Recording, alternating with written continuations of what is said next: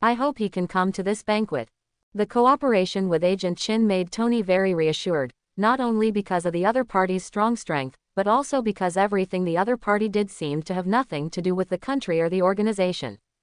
Although he held the position of an agent, Agent Chin's disorganized nature made Tony feel that the agent might not be very keen on the agent profession, and compared to other people he knew, it was difficult to deal with this matter when he came into contact with Luffy and others. Above, Agent Chin is the best candidate. In the evening, at the beach villa, Tony, Pepper, Agent Chin and the Straw Hat Pirates arranged for a large truck of food and drinks to arrive. Luffy and others actually built a big fire on the balcony. In other words, Tony's villa is big enough, otherwise, it is impossible to cause a fire. After a day of fussing and contact, Tony finally had a certain understanding of the members of the Straw Hat Pirates. Captain Luffy is a straightforward idiot with little thought. The ability to stretch any part of the body comes from the treasure, devil fruit, in the sea, and Luffy ate the Superman-type rubber fruit, Rubber Man. The dream is to become the Pirate King. Zoro, the green-haired three-sword swordsman, was a pirate hunter before joining the Straw Hat Pirates. He is a pure swordsman dedicated to swordsmanship. The dream is to become the world's greatest swordsman. Nami, who is wearing cool clothes, is the navigator of the Straw Hat Pirates and has a bit of a bad temper. The dream is to draw a map of the whole world. Long-nosed Usopp is the sniper of the Straw Hat Pirates. His father seems to be a very famous pirate. He likes to tell tall tales and make up stories. He thinks that he is the captain of the Straw Hat Pirates. The dream is to become a brave sea warrior. After Agent Chin heard what Tony said, he looked at Tony with interest. Why do you always encounter these things around you? It may seem unintentional, but the listener also has intention in mind. Agent Chin's question triggered an idea that Tony had always shielded, and his face suddenly stiffened. Who knows? After all, this involves more than just the Earth's problems. Moreover, we have only been doing this for 2 years now. Nothing can always happen. Agent Chin smiled when he heard this and did not continue. But Pepper, who had been completely shocked by these contents, suddenly reacted. Tony, do you often experience this kind of thing? Why didn't I know? Tony's pupils trembled. He actually forgot to hide it from Pepper. Ahem, well. Pepper, you know, I'm very busy. And some things involve secrets. And Tony was hemming and hawing, and Pepper was relieved that Tony valued her, but she was dissatisfied that the other party hid such an important thing from her. So, he turned directly to Agent Chin and said, Agent Chin, shouldn't your government handle this kind of thing? Why would Tony be involved? In response to this kind of anger, Agent Chin shouted, Miss Potts, it is too unfair for you to say that. You must know that previous similar incidents were caused by Mr. Stanley of your company, so Stark was also involved. It's not our responsibility. And today, if Tony hadn't informed me that this happened, I wouldn't have known about it at all. Although she understood that this was the case, Pepper still felt unhappy. After all, after experiencing Tony being kidnapped, she really didn't want Tony to fall into the same predicament again and risk his life again. Just like she was against Tony becoming Iron Man from the beginning, if it hadn't been a done deal and Tony's own persistence, she wouldn't have been able to ensure logistics for Tony in this way. However, the things that Tony is encountering are getting bigger and bigger now, and they are far from being solved by a steel battle suit wrapped around him. Pepper desperately hopes that Tony will stop this idea of getting involved and become a good person. Any dude will do. Little Pepper turned to look at Tony. After seeing the determination on his face, she could not say anything. In the end, she could only sigh. If other worlds really succeed in invading the Earth, we will not be able to. Nothing good will come of it. So, Tony, you have to keep yourself safe. And, stop hiding it from me, okay? Tony was deeply moved by Pepper's support. He held the other person's hand tightly and said affectionately, definitely. I promise. The two looked at each other affectionately, and their tenderness made Agent Chin beside him feel uncomfortable. He stood up and walked to Sauron, who looked relatively rational. After picking up a bottle of wine and touching the other party, Agent Chin looked at the 3 knives on the other party's waist with interest. Are you a swordsman? Sauron squinted his eyes and looked at the strange-looking man in front of him. Are you also a swordsman? You can't tell at all. When the two sides introduced each other before, Zoro knew that the person in front of him was an agent. Based on his understanding of the agent, he did not think that the other person was a swordsman. Therefore, he was a little surprised after the other party asked. Agent Chin smiled, drank the wine in one gulp, picked up his sword finger, and with a casual stroke, the wine bottle in his hand was split into two. Zoro's pupils shrank and he stared at the half section of the wine bottle that fell to the ground. The cut piece was as smooth as a mirror. It was obviously not cut open by brute force. What a superb swordsmanship! I didn't expect that I could meet a master of swordsmanship in a place like this. Zoro smashed the bottle to the ground and reached out to hold the handle of the knife on his waist, thinking of taking action. Seeing Soren's excited look, Agent Chin was not surprised at all. After all, he also knew many swordsmen who were crazy about swordsmanship. He knew very well what these people were like. He could see that Soren's swordsmanship was very rough, but it had some similarities with the Japanese swordsman. Although his swordsmanship was not high, he could still show off in front of them. And by taking this opportunity, he can get in touch with Sauron and learn more about the other person's world. Not only because of his responsibility as an agent, but more importantly, he really couldn't defeat the monk who called himself Sorcerer Supreme when he came to his door before. His methods were so many and weird that he couldn't even get close to him. Instead, he was teased by the other party. After that, the other party wanted him to have more contact with these things, and then provide him with corresponding information. Therefore, Agent Chin is considered a double agent at the moment. Although he became a double agent, Agent Chin did not have much objection. After all, he also had his own destination. If he could learn more about the secrets of the world with the help of Sorcerer Supreme, it would be a greater help for his purpose. Agent Chin smiled at Soren's excitement. As far as I know, I am the only swordsman in this world, so your arrival makes me feel a little itchy. Imitating the appearance of his swordsman friends, Agent Chin showed in Soren's eyes the sharpness that a swordsman should have, which made him even more excited and wanted to confront the opponent's sword immediately. However, after noticing that the other party did not bring weapons, he was a little disappointed. Tonight seems inappropriate. Our discussion can wait until next time. Agent Chin is a good person. Through Soren's eyes and tone, he naturally understood what the other party was thinking, but he did not reveal it. Instead, he followed the other party's words and said, "Okay, let's leave our discussion to the next time." Through the friendly exchange of swordsmanship and wine, Agent Chin quickly got a lot of information from the other party that Tony had not heard before. However, Zoro has only been active in the East China Sea since he was a child, and did not enter the Grand Line until he joined the Straw Hat Pirates, so he is completely ignorant of a lot of information about his own world. When talking about the reason why they came to this world this time, Agent Chin actually gained something. There are people who mysteriously perform some kind of ritual, the dark round hole that is mysteriously opened, and the terrifying huge eyes in the round hole.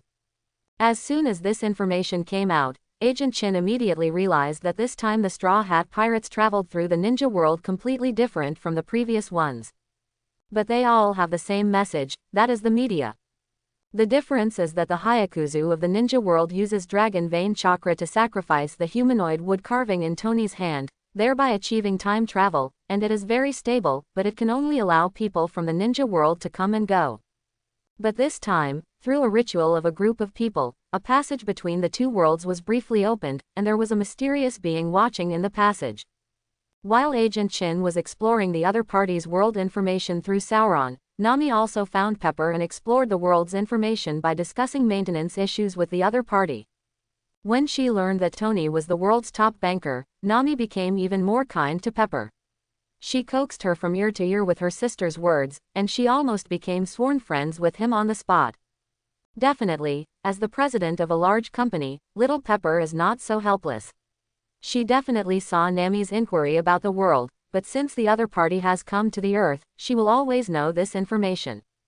Both parties deliberately show kindness to each other, so it is natural to show their deep sisterly love.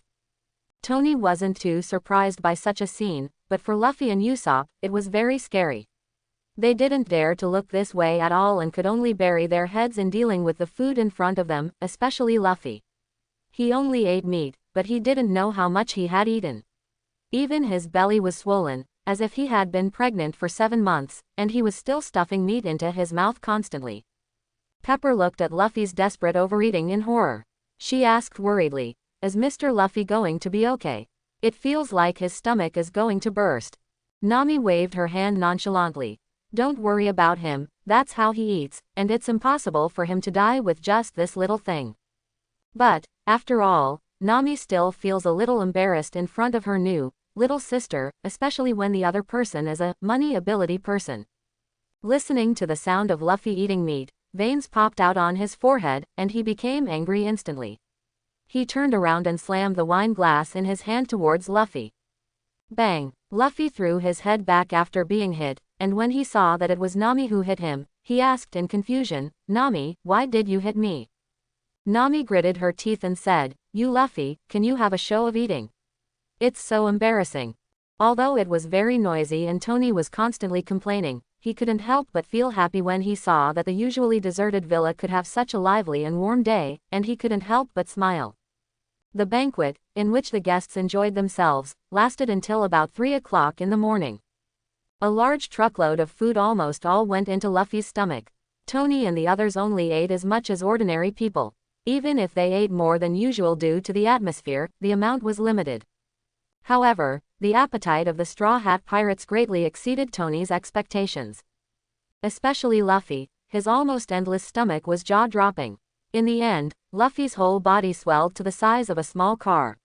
It was difficult to move even though he was burping, and he finally lay down on the balcony. Just fell asleep. After a night of silence, when Tony woke up and looked at the messy living room, and Luffy, who had returned to his original state and was full of energy and was jumping on the sofa, he felt like he was going to get angry. Taking a long breath, he forced down his anger and withdrew a stiff smile. "I said, are you planning to stay in this world forever?" Hearing Tony's question, Luffy said firmly, "No. Although I can take risks in this world, I still have to return to the Grand Line." Sauron also pressed his knife. "I want to go back too. I still have an important agreement to complete." Nami smiled and spread her hands. "As the navigator of the Straw Hat Pirates, the captain has decided this way, and I can't possibly object."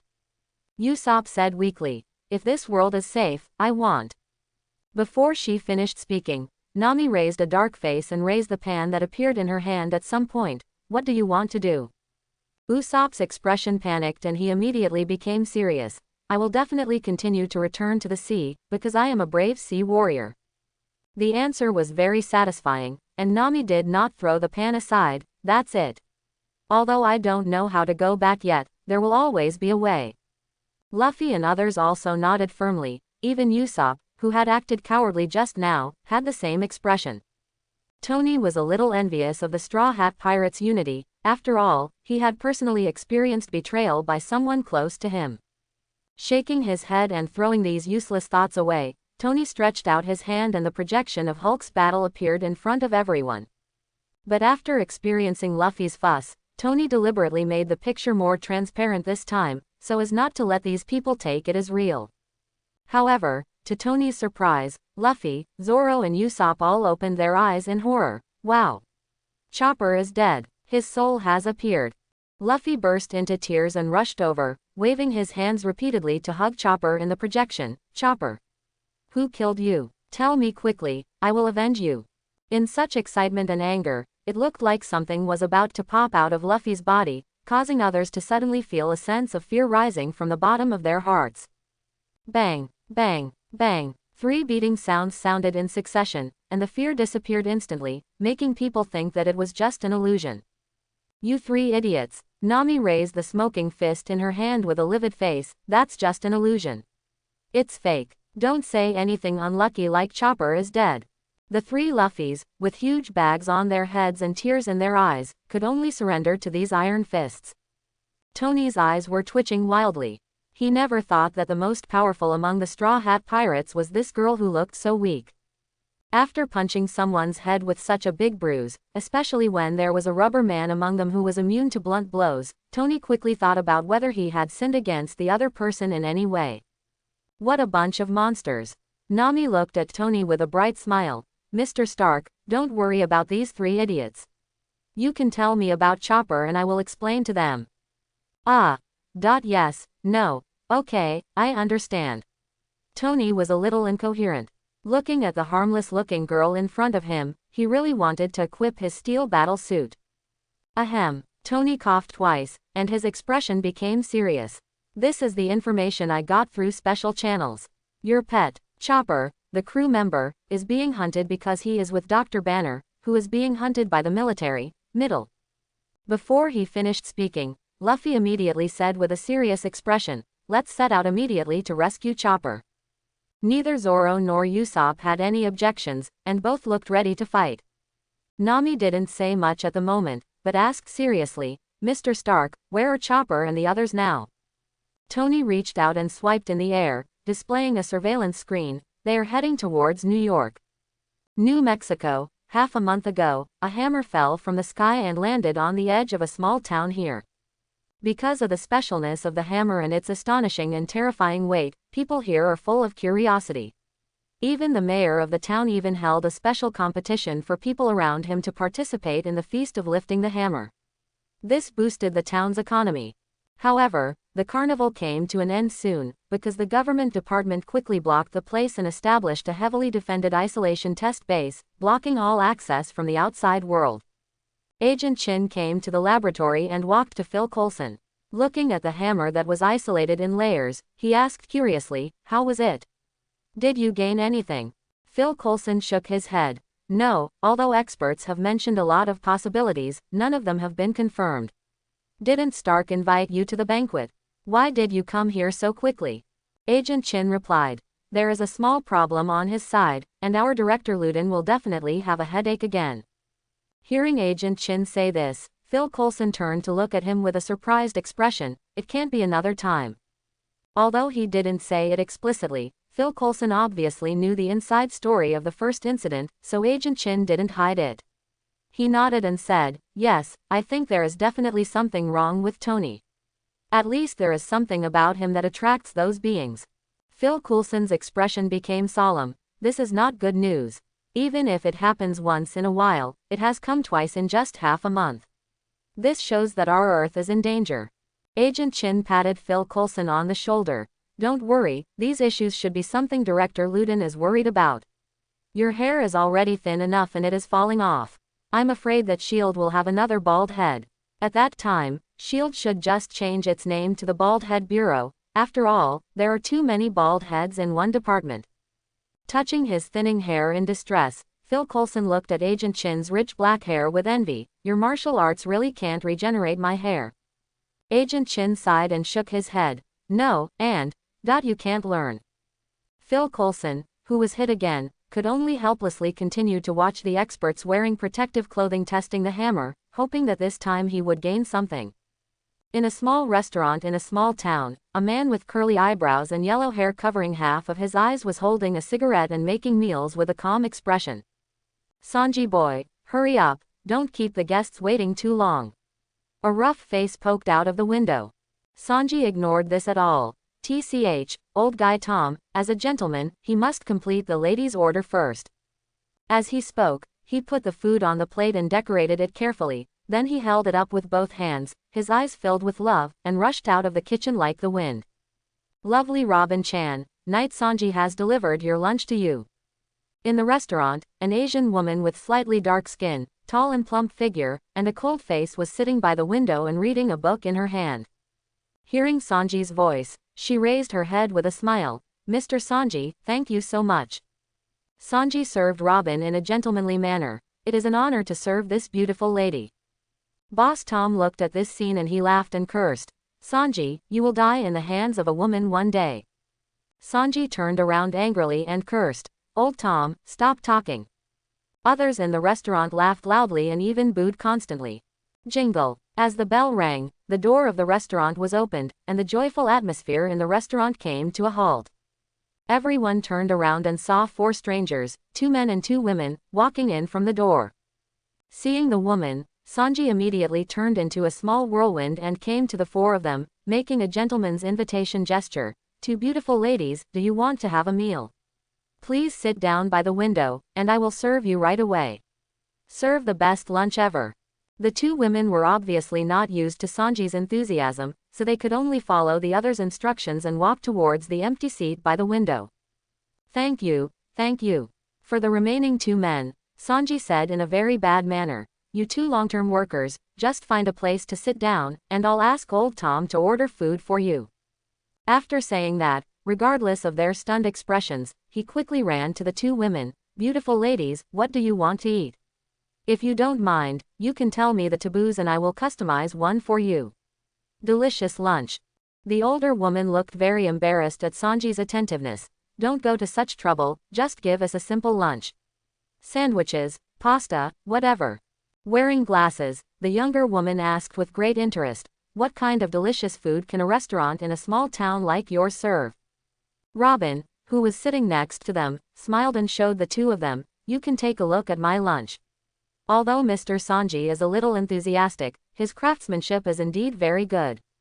Hearing the compliment, Sanji crossed his arms and swayed back and forth with great excitement. I'm actually recognized by Robin-chan. I'm so happy. The two women looked over at the meal in front of Robin. Indeed, not only did it look exquisite, but the smell also made them drool. In the end, they couldn't stand the temptation anymore, so they both ordered a special gourmet set meal.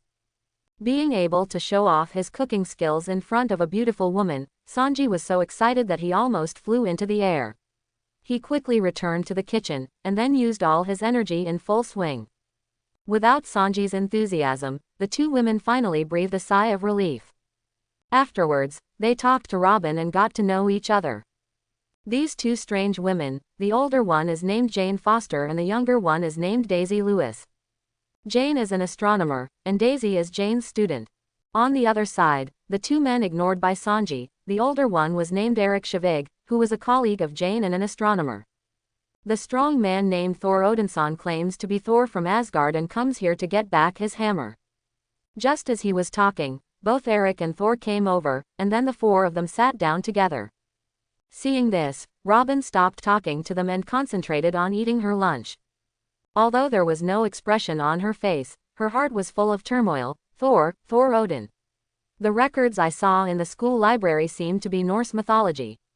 This world seems unstable. Quote, New York, beach house. Tony ignored Luffy and others who were watching cartoons in the house, and came to the balcony alone. Looking at the rough sea, Tony's expression was extremely serious. He had taken out the humanoid wooden sculpture to show to Luffy and the others before, and when he asked them if they had seen anything similar like this, they gave a negative reply. Ever since he obtained the Forum of Scientists from all heavens, Tony has always had a sense of urgency in his heart. When the ninja from the ninja world appeared half a month ago, Tony was even more anxious, but he was not as tortured as he is now. After learning about the existence of Bruce Banner, Tony was excited that he had found a teammate who could share the pressure, but he did not expect that a new otherworld traveler would come to the Earth. At this moment, Tony would rather the other person was an alien than someone from Otherworld. Also, through Agent Chin, Tony also knew that there were many secrets on the Earth, such as alien invasion, which had really happened before, but was suppressed by S.H.I.E.L.D. In the entire S.H.I.E.L.D., not many people know about this matter. Even Phil Coulson, a close confidant of S.H.I.E.L.D. director, does not know about this matter.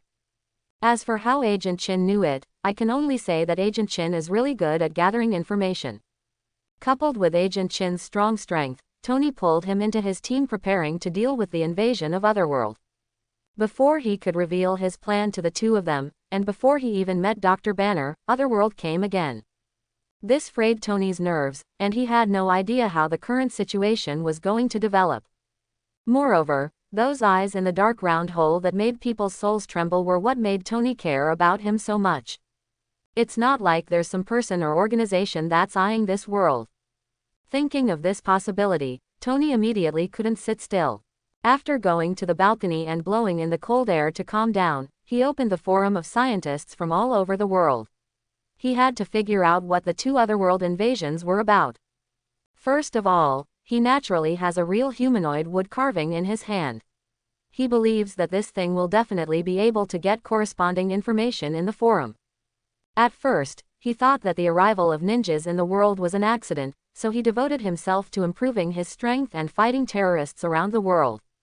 Therefore, he ignored the humanoid wood carving for a while. It was not until Luffy and others appeared that he suddenly thought about it.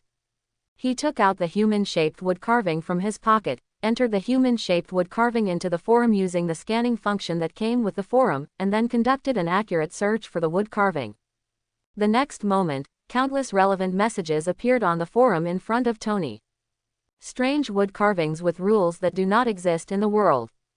This is a gift from the gods of the heavens. Which organization built this thing that can actually open a passage to other worlds? Doesn't anyone know the origin of wood carvings? To Tony's surprise, even the scientists' forum, where he thought he could get almost any information, didn't have much information about the humanoid wood carving. Moreover, by reading the posts one by one, Tony finally understood how to use this wood carving, but at the same time, no one on the forum knew the origin of the wood carving. Some people speculate that it is an artifact created by the gods of the heavens, others speculate that it is an artifact created by an organization or existence in order to develop power or believers to break through the limitations of the world, and some believe that it is an artifact born when the world meets the world, etc. Various speculations filled Tony's mind, but there was never a definite answer. In particular, when some people studied humanoid wood carvings, they found that although the materials for humanoid wood carvings are very ordinary, the reason why humanoid wood carvings can break through the limitations of the world is that there are rules on the wood carvings that do not exist in the world. Moreover, this rule does not exist in almost any world.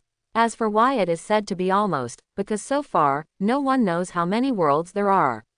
Therefore, based on the rigor of scientists, such a rule is given. In conclusion. In short, in the end, Tony only knew that humanoid wood sculptures can activate that special rule through energy with space-time attributes, thereby opening a passage to a random other world, and then the creatures and objects in the world that open the passage can freely travel between the two. A world, and the creatures and objects in the world where the passage is opened cannot pass through. This is a very safe time travel prop for intruders, and for the invaders, Tony feels the same way because he has experienced it himself. However, the humanoid wood carving is not completely safe. When it opens a passage to other worlds, the corresponding exit of the passage in the other world will also copy an identical humanoid wood carving, and the copied humanoid wood carving will not be damaged due to the closing of the passage. Disappear, and have exactly the same power. Looking at the humanoid wood carving in his hand, although he didn't understand its origin, Tony understood that after countless years of copying, it was impossible to say that the humanoid wood carving had existed in countless worlds, and the countless posts on the forum were evidence of it.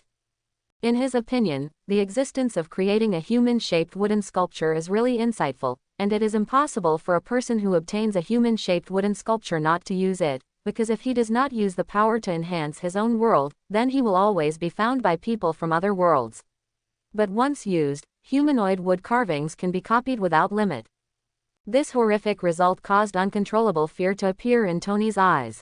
He used to think that the strongest in the world, or those beings with ulterior motives, could at most conquer worlds through sheer strength. Although it was cruel, Tony could understand.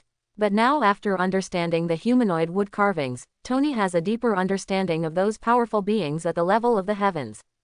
Their perspective has been completely raised above the universe, so what they can think of is how could it be so simple? What about direct conquest by force? Moreover, maybe, what the other party wants is simply incomprehensible to those of them who have not escaped the limitations of the universe. How can they guess the other party's thoughts so easily? It's like a beggar imagining an emperor who can eat enough every day, use a golden rice bowl, and have people to serve him. Although these are the emperor's daily life, will the emperor's pursuit be so simple? Can the beggar imagine that the emperor wants to make the beggar no longer a beggar?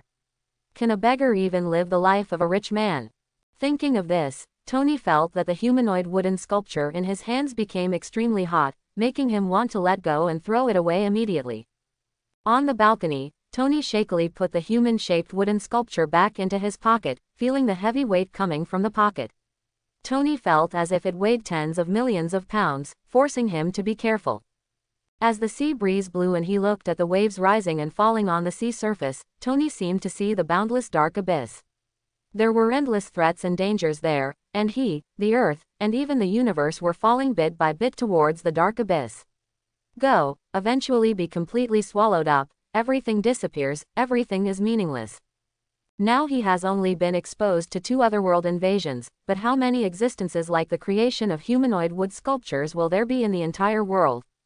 Countless, unclear, and the future is bleak. But I don't know if the blow was too much. When everything seemed hopeless, Tony let go of the pressure that could almost destroy everything, and he felt a lot more relaxed. It's not that Tony gave up on himself, but he also ignited new fighting spirit. After seeing the beautiful scenery of higher mountains again, Tony no longer worried about the pressure. After all, as long as he worked hard, no result would be disappointing. Regret. After finding out the information about the wood carvings, Tony began to screen Luffy and the others for their ability to travel to Earth this time. However, what makes Tony a little disappointed is that there are really countless means in the world of heaven that can allow people to travel to other worlds through rituals, and the number of powerful people and organizations that master this method is even more countless. Almost any powerful person and organization that has reached the multi-level level has mastered similar means, because they have transcended the limitations of the world, so the limitations of the world have no meaning to them. Normal. Tony curled his lips. He was not satisfied with this result because it was too realistic and not unexpected at all. Moreover, this also made him still have no clue about what happened to Luffy and the others when they traveled to Earth this time. Helplessly, he turned to look at Luffy and the others who were watching cartoons in the living room and laughing happily. He felt like his head was getting bigger. The other party wants to return to his own world, and he also wants to send the other party back, but there is no way. Tony has no idea how to take the first step. Just as Tony was thinking hard, his cell phone was called. He took out his cell phone and saw that the caller was actually Agent Chin, which surprised him. After all, under normal circumstances, Agent Chin would not contact him specifically unless the other party discovered something. Thinking of this possibility, Tony immediately answered the phone. "Chin, did you find anything?" Agent Chin was sitting in a small town restaurant, watching the men in suits with yellow hair and curly eyebrows surrounding the beautiful woman reading a book, and said, "Although it is incredible, I think Luffy and his friends are right in front of me." Before he finished speaking, the man in the yellow-haired suit twitched his ears and rushed over immediately, getting close to Agent Chin's face. "I heard you said the name Luffy." Agent Chin glanced at him and saw a delicate ear appearing on the chair behind him. Although the woman reading the book was staring at the book, her attention was obviously not on the book. "Hey, funny man, what are you looking at? You haven't answered my question yet." Sanji flashed his body, blocking Agent Chin's view of Robin, and said very unhappy. Agent Chin pointed to the mobile phone next to his ear. "If you are talking about Luffy as a rubber man wearing a straw hat, then I held a banquet with him yesterday." As soon as a few key pieces of information came out, Sanji immediately understood that the other party did know Luffy's whereabouts. "Tell me, where is he now?" On the other side of the phone, Tony finally understood. Agent Chin went on a mission this time and met his partner who traveled through time with Luffy. "Chin, what is his name?" Agent Chin pointed to the mobile phone in his hand. "You heard, the person on the other side of the phone is Luffy and his current landlord." Sanji glanced at Agent Chin warily, but out of concern for the safety of Luffy and others, he still whispered his name. "My name is Sanji." Before he finished speaking, there was a shout from the other end of the phone. "Luffy, your chef has been found." Then, a shout of surprise came from the receiver of the mobile phone. "Sanji. Where is Sanji? I miss the food he made so much." Hearing the familiar voice, Sanji finally breathed a sigh of relief. He picked up the phone and shouted happily, "Luffy. Luffy, are you okay over there? Who is around you?" However, Luffy just laughed happily around the phone and shouted about having a party. He didn't answer Sanji's question at all. Bang! An iron fist fell, and Luffy was silent for a moment. Nami picked up the phone. "Sanji, where are you now? Are you injured? Is the surrounding safe?" Hearing Nami's voice, Sanji instantly turned into a nymphomaniac. "Nami-chan. It's so great to be able to hear your voice." Nami was completely immune to Sanji's changes, so she continued, "Sanji, I'm with Luffy, Zoro, and Usopp.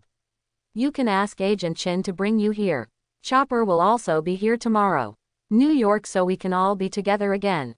Sanji returned to normal. "Oh, have you even heard about Chopper? That's amazing. I've been asking for a long time but I haven't heard anything about you." Looking at Sanji's serious look, Agent Chin unceremoniously exposed him. Aren't you just hanging around beautiful women? How could you ever go out to find someone? Sanji covered his phone and roared with blazing eyes, you squarehead. Don't tell me the truth. After the farce, the phone was hung up. Sanji lit another cigarette for himself and looked at Agent Chin. Then you will send me to find Nami-chan and the others. Such a natural expression made Agent Chin, a good-tempered person, have his eyes twitching wildly. You Straw Hat Pirates are all a bunch of freaks. Then, ignoring the angry Sanji, he turned to look at Robin. What about this lady? Are you going to meet the Straw Hat Pirates with me? Robin closed the book in his hand, his eyes unwavering. If possible, I don't want to go back. Hearing the pain and suffering contained in the other party's words, Agent Chin sighed. In that case, I think you like reading books. I can introduce you to Tony. He has more books than all the books in this town put together. There is still more knowledge. So, let's go there together. Robin understood that the other party did not want her as an otherworlder to move around the world at will. She had already predicted this, and she didn't mind going to a place that was friendly to otherworlders. After coming to this world, although she has seen many unfair things through the news, compared with the sea, this place is an unimaginable paradise for her. After bidding farewell to the restaurant owner Old Tom, Agent Chin took Sanji and Robin on the plane. It was their first time to fly, and both of them were very curious. For them, what shocked them most when they came to this world were the technological creations in this world that can do almost anything. Although there are things like cars in their world, it is a pity that the sea has cut off the connections between many islands. The customs and development levels of each island are completely different. So it was the first time for both Sanji and Robin to fly on an airplane. With this special feeling, the two of them soon arrived in New York. Looking at the steel forest made of steel bars, they both sighed deeply. When they arrived at Tony's beachside villa, Luffy and others hugged each other happily. It was so happy to see friends reunited. But on the other hand, except for Luffy and Sanji, the other three were wary of Robin. They even took out their weapons and seemed ready to take action if they disagreed. Tony was greatly surprised by this. Isn't this lady your partner? Zoro sneered. How could we be partners with her? Now that this guy is here, it seems that the Baroque working group is also here. Tony now understood that this woman was actually the enemy of the Straw Hat Pirates, and that Baroque Company, Limited had also arrived on Earth. Regarding the vigilance of Sauron and the others, Robin was extremely indifferent. The people from Baroque Works and I have never been on the same page. Don't worry, I won't have any conspiracy against you. Now I just want to stay in this world and be safe. Live the rest of your life in peace. Hearing this, no matter how stupid a person is, he can hear the pain in Robin's words. For a moment, Zoro and the three of them felt embarrassed. Tony frowned, walked to Agent Chin and asked in a low voice, what's going on? Agent Chin spread his hands. I don't know, but I can tell that Miss Robin's past was not very good. Luffy rarely giggled at the moment, but looked at Robin closely, and then he walked up to Robin. Although I don't know what you have experienced in the past, I can feel that you still have unfulfilled dreams. Quote. Robin's heart was shaken, her eyes widened, and then she immediately lowered her eyes. Don't say stupid things, any dreams, they have no meaning. Luffy said firmly. Giving up your dream is equivalent to giving up your entire life. These words completely angered Robin. She stared angrily into Luffy's eyes. I finally escaped from hell. Do you want me to go back to hell? For a meaningless dream? Luffy was unmoved. But, dreams carry so much, you can't let go. Robin clenched his fists. My dream now is to live. As long as I don't go back, I can live in this paradise. Do you want to stop my dream? Straw Hat Luffy. Luffy reached out and held down the straw hat on his head, grinning. Robin. I have decided, I must have you on my ship. I want you to be my partner. Robin didn't expect Luffy to make this decision, and she was stunned for a moment. After a long time, Robin lowered his head and asked, will you go back? Luffy smiled and said, definitely. Our dreams are on the sea. If we don't go back, how can we realize our dreams? Robin trembled all over. I'm going to die. The smile on Luffy's face was still bright. We are not afraid. Robin's voice was filled with tears. Let me be your partner, you will die. Luffy raised his hands into fists and laughed. Everyone. Welcome our new partners aboard. Zoro let go of his hand on the knife and said with a pretentious smile, what a troublesome captain. Nami also smiled. This way I'm not the only woman on the boat. That's great. Sanji made a small whirlwind spinning around Robin. Ah. Robin-chan. Usopp was shocked. Hey, you guys just let the enemy board the ship. Luffy laughed loudly. Well, that's it. Usopp, let's have another party next. Oh, looking at the Straw Hat Pirates who made their enemies become their partners in just a few words, Tony and Agent Chin were stunned by this result. Especially Usopp, who was still opposed just now, instantly accepted Robin as soon as he heard about the banquet. This magical brain circuit is really incomprehensible. What puzzled him the most was why he was still asked to foot the bill in the end. Helpless, after notifying Jarvis to arrange the banquet, Tony held his forehead with a headache. Although I had a certain understanding of these guys' brain circuits early in the morning, this kind of thing that turns enemies into partners is incredible no matter how you look at it.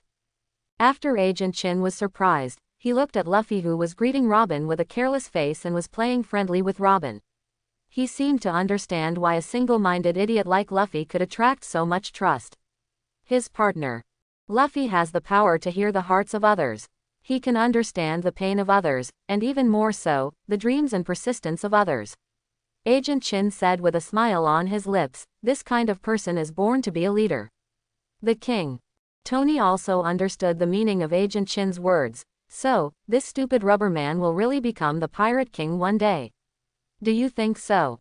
Agent Chin glanced at him. Don't you think so? Tony smiled. He has the power to influence others. It was another night of partying that lasted until the early hours of the morning. Both Pepper and Robin had worked as assistants, and they were both intellectual and strong women, so they met each other late and had a great time chatting. The next day, Tony took Luffy and others to a remote abandoned dock, waiting for the person they were going to greet. Half an hour later, a broken boat docked at the dock. A vicious crew member with a bruised nose and face urged the stowaways on the ship to get off the ship quickly. As more than a dozen people disembarked, a duck taller than a man squeezed out of the cabin. That's Karu, Chopper, Vivi. Among the crowd, Luffy and others immediately saw Chopper, Vivi and Karu, and they happily rushed forward to join each other. Tony ignored the stowaways who quickly left around him and came to Banner who looked surprised. Hello, Dr. Banner, I am Tony Stark. Banner held Tony's extended hand in surprise. I know you, Iron Man, Stark. Tony raised his eyebrows. Wow, it seems that my reputation is pretty good. Even you who have been on the run know my deeds. Banner didn't get angry when Tony opened his scar like this. After all, what he had learned these days was not useless. How did you know we were here? Are these friends of Chopper and Miss Vivi? Tony looked at the beautiful woman with long blue hair in the crowd. We didn't know that you and Chopper would join Princess Vivi, and I never thought that the Karu they talked about turned out to be a duck. Get up, how did you meet? Banner had a strange expression. So, Miss Weiwei is really a princess. When we found the stowaway ship, this Weiwei, princess just robbed a ship. Hearing this, Tony looked at the weak-looking Princess Vivi in surprise. Does she still have this ability? Banner looked a little embarrassed. Princess Weiwei's strength is still very good. Noticing Banner's expression, Tony immediately understood that he must have realized that his strength was not as good as that of a woman. Smiling, Tony didn't laugh at Banner. After all, he didn't think Nami had any power when he looked at her before. But then the other party showed him what the Straw Hats' #1 combat power meant. Even the captain and all the combatants were sinking under her iron fist, and none of these pirates were normal. When the stowaways saw that they had nothing to do with them, they immediately returned to the boat, lit a fire, and left. It is conceivable that after experiencing this incident, it will bring much psychological harm to him. After all, as a stowaway who has been wandering on the edge of life and death all year round, he was taken care of by a weak-looking woman. Seeing everyone in the Straw Hat Pirates gathered together and immersed in joy, Tony clapped his hands to attract everyone's attention. Everyone, it's time for us to leave. It's still very dangerous to stay here. It's dangerous indeed, Stark. Before Tony could finish his words, General Ross led his army to surround everyone present. When Banner saw General Ross, a flash of anger flashed in his eyes, but he quickly fell silent. He came back this time to solve his mutation problem, not to fight. Luffy and the others noticed that they were surrounded, their expressions condensed, and they made fighting postures. Is it an enemy? When Chopper saw General Ross, he immediately recognized him. Ah! It's the big bad guy who's been chasing us. Luffy moved his shoulders and walked towards General Ross. So, you are our enemy. Seeing Luffy about to take action, General Ross's eyes were full of anger. These people didn't take him seriously. All I want is Bruce Banner. You guys don't act rashly, otherwise the bullets won't have eyes. Luffy clenched his fists. I'm going to beat you away, you. General Ross was furious at the successive slights he received from these men. He waved his hand and said, except for Banner and Stark, I will kill everyone else. General Ross, how dare you kill civilians? Tony frowned, stretched out his hand to press on his chest, and in an instant, a bright light flashed, and the steel battle suit was already equipped on him. This is a technique that Tony found from the forum after he reached Forum Level 2, which allows him to wear a battle suit at any time. On weekdays, the battle suit is stored in a special subspace where the battle suit is stored, and it can be summoned directly when needed. Subspace can be fixed anywhere, so Tony naturally placed it on the miniature arc reactor on his chest. However, Tony also put his own energy update on the agenda. As the battlesuit technology improved higher and higher, the energy became less and less able to meet the needs. Seeing Tony complete the steel battle suit in the blink of an eye, Luffy and others were immediately excited with stars twinkling in their eyes. How cool, Uncle Mustache. Wow, it's so awesome, it's a steel robot. This transformation is so cool. I really want it. Quote.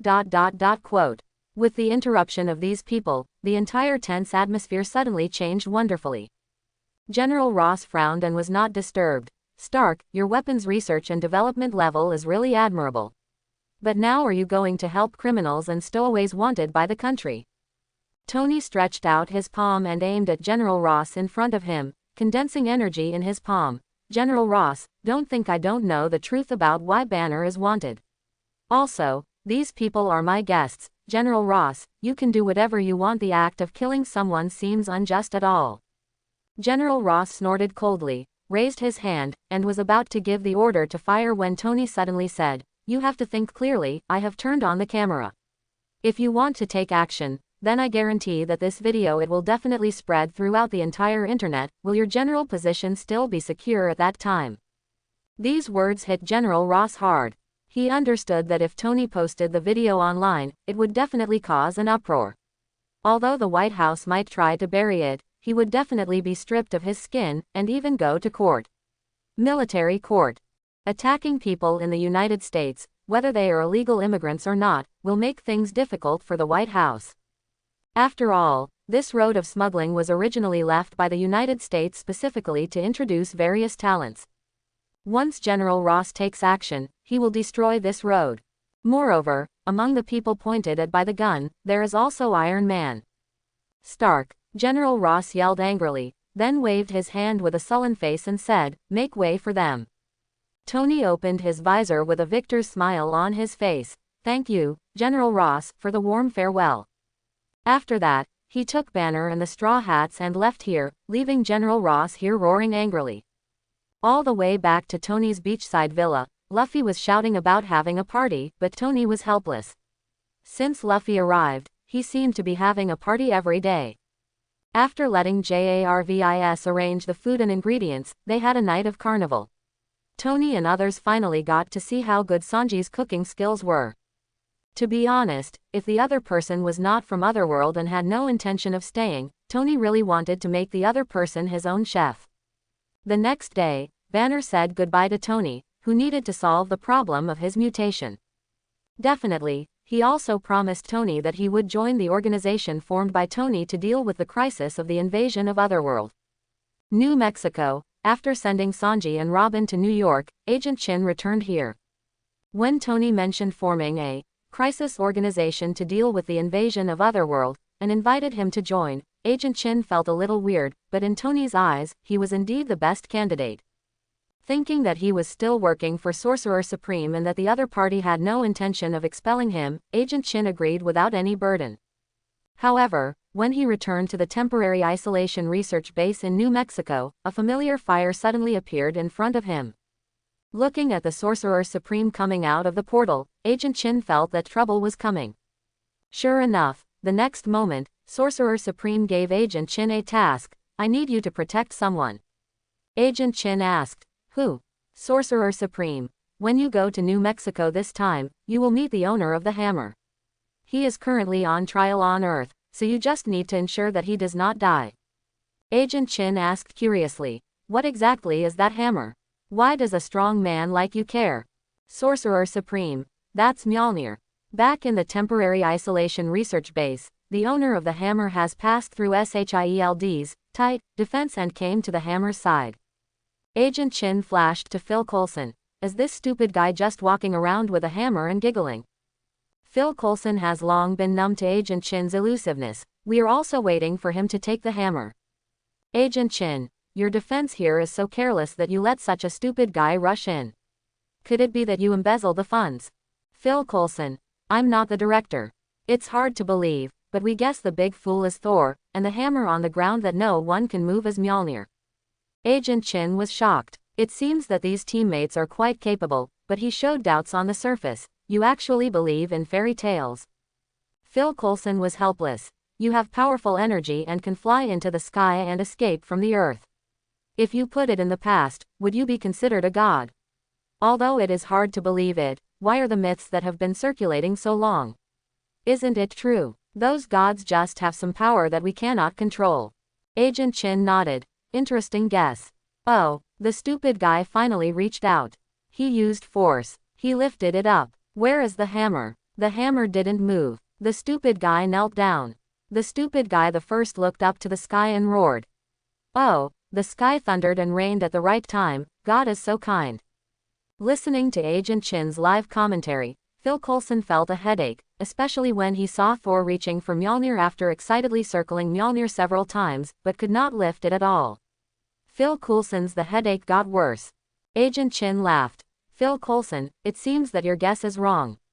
This guy is not the owner of the hammer. Phil Coulson rubbed his forehead and said into the intercom, okay, Clint, lock up the stupid guy first. Agent Chin looked at Phil Coulson in confusion. How on earth did you determine that this thing is Mjolnir? Phil Coulson raised the tablet in his hand and showed him the pattern on the hammer. We found some runes on the hammer, which means thunder. Agent Chin took the tablet and looked at the content displayed on it. Okay, maybe Thor is an alien, but not necessarily. Phil Coulson sighed helplessly. If it is really an alien, then what is the purpose of the other party throwing weapons to the earth this time? Agent Chin handed the tablet back to Phil Coulson and patted his shoulder. Okay, don't talk about these topics. Of course, Director Liu Dan has to think about this kind of thing. You and I are just part-time workers. We want to do so much. Well, it doesn't make any sense. Come on, I'm fine now, call Clint, let's fight the landlord. Phil Coulson looked at Agent Chin with some envy. I wish I could be as heartless as you.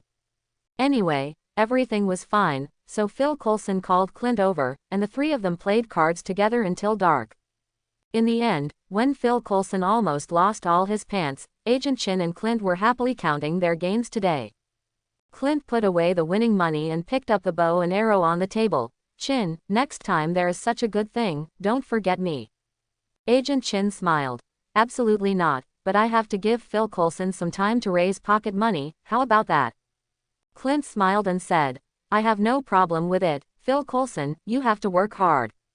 Phil Coulson looked livid. You two fools, don't even think about letting me play cards with you again. The refreshed Agent Chin stretched his body and said goodbye to the other two people.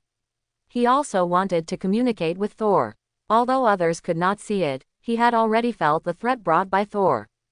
Since Sorcerer Supreme asked himself to protect him, he should at least show his face in front of others to gain favor and provide some help for future matters. God, this was the first time he saw the real God when he came to this world. He walked all the way towards the place where Thor was imprisoned. However, what surprised him was that the surrounding environment was inexplicably weird. Agent Chin's expression condensed. He had just accepted the task given by Sorcerer Supreme. He couldn't let anything happen to Thor. He stretched out his hand and held a long sword in his hand. Then he quietly came to the door of the room where Thor was imprisoned and heard Thor talking to himself inside. "You can't be talking to yourself. There are other people in the room." Agent Chin immediately reached out and pushed. The door was pushed open instantly, and a strong airflow rushed into the room. Agent Chin's eyes were moving, and the next moment he noticed another vague figure in front of Thor. The thief appears. With a sweeping sweep of the sword, the sharp sword energy instantly killed the man. Thor sat on the ground, unable to react to the current changes in the situation. By the time he came to his senses, that shocking sword energy had already passed over his head. Bang! There was a flash of green energy, and a thin man with a sinister face appeared in the room out of thin air. "Loki!" Thor shouted his brother's name worriedly. Loki was not injured, but being knocked away by a mortal made him extremely angry. "Mortal! You are attacking a god." A sharp light flashed in Agent Chin's eyes. "Then let me try the power of your god." As soon as he finished speaking, a sword struck straight at him, and a white light flashed, and Loki quickly turned sideways to avoid it. Agent Chin passed in front of Loki, and with a hiss, the clothes on Loki's chest were cut open. "Mortal!" Looking down at the torn clothes on his chest, Loki was furious. He stretched out his hands and green energy surged. In an instant, several locusts appeared around Agent Chin, surrounding him. Thor stood up from the ground. "Loki! Don't attack casually." Loki turned to look at Thor and sneered. "Aha, are you telling me now not to take action casually?" Thor's eyes darkened, thinking of what Loki told him. He felt extremely regretful. "Brother, I don't want you to become like me." Loki's eyes flashed slightly. Although he was a little touched in his heart, after making so many calculations, he couldn't give up just because of a moment of weakness. He turned his head and no longer looked at Thor's face, but glared at Agent Chin. "At least, teach this mortal a lesson first." After saying that, Loki and his duplication stretched out their hands, and a sharp dagger appeared in their hands. Aha! All the locusts took action together, cutting through the obstruction of the air, and stabbed Agent Chin's body with their daggers. Agent Chin looked around. "Duplication, it seems you still have some skills. But it's not enough." The long sword danced in his hand, instantly turning into thousands of sword shadows. "Give it to me, break it." With a single sweep of the sword, thousands of sword shadows immediately flew in all directions. Boom, boom, boom, boom. The roof of the room where Thor was imprisoned was blown off in an instant, and inside the room, Loki's clothes became tattered.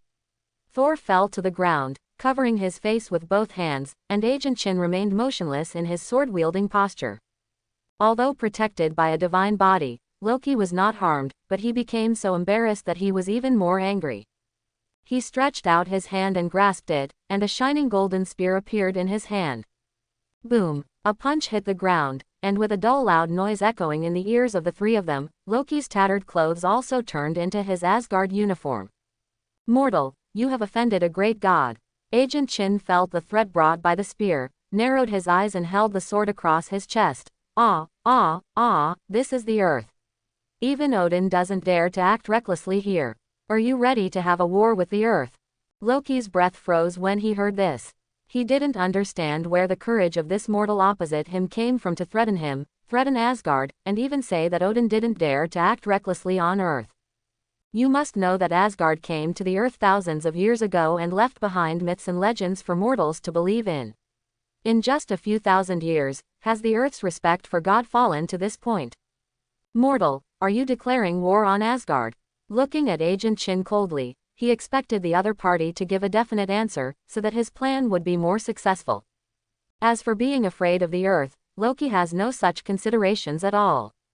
Agent Chin sneered. "I think it's better for you to consult your King Odin before you talk nonsense." Loki was even more angry after hearing this, and struck the ground with the spear in his hand again. This time, in addition to a dull loud sound, there was also a golden energy radiating in all directions. "I am the king of Asgard now." Agent Chin didn't pay any attention to Loki's lust and inner lust. "Really? Then your king of Asgard is really close to the people, and he actually went out to declare war himself. The whole of Asgard has nothing to do with you, right?" These words touched Loki's heart. Although he temporarily obtained the spear of Odin and possessed part of Odin's authority, the people of Asgard did not take him seriously, and his orders were always followed and disobeyed. Because they only recognize Thor as the crown prince, and Loki is just a god of lies who cannot be believed. This originally made him extremely angry, but now the wound was opened by a mortal like Agent Chin. The anger in Loki's heart was almost uncontrollable and he wanted to start a war directly. At this time, the S.H.I.E.L.D. agents had already surrounded the place fully armed because of the recent movement. Facing the dark gun muzzles around them, the three people in the center showed no signs of fear. Phil Coulson raised the gun in his hand and aimed it at Loki. "Hey, dramatizer, put down your weapon." However, Loki ignored Phil Coulson's words. Instead, he raised the spear of Odin and pointed it at Agent Chin. "Mortal, you have to pay the price for what you said."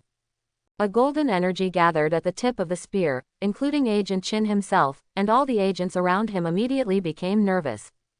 Just when it was about to be launched, a hand suddenly stretched out and held down the spear of Odin, and the energy condensed on it disappeared instantly. "Loki, this is Earth. You are already the king of Asgard. You must be responsible for both worlds." There was still lingering sadness in Thor's eyes, but his temperament had changed. "Go back. The people of Asgard are still waiting for their king." Loki looked deeply at Thor. The Thor in front of him was the strangest Thor he had ever seen since he became conscious. Looking at the sadness in his eyes, Loki felt uncomfortable, but he had to do this, there was no other choice. Although there was a moment of softness in his heart, the way the other person looked now made him feel a little like Odin, which made Loki feel extremely jealous and resentful towards Thor. But after Thor stopped him, Loki calmed down. He is not the real king of Asgard now, but Odin fell into a deep sleep, and he temporarily mastered the spear of Odin. If there really was a war with the Earth because of him, I don't think the Earth would be Asgard's opponent, but think about the fact that Thor rashly started a war with the giants of Jotunheim and was deprived of his divine power by Odin and was exiled to the Earth. If he goes to war with the people on Earth out of anger, how will he be punished by Odin? It's definitely not better than Thor anyway.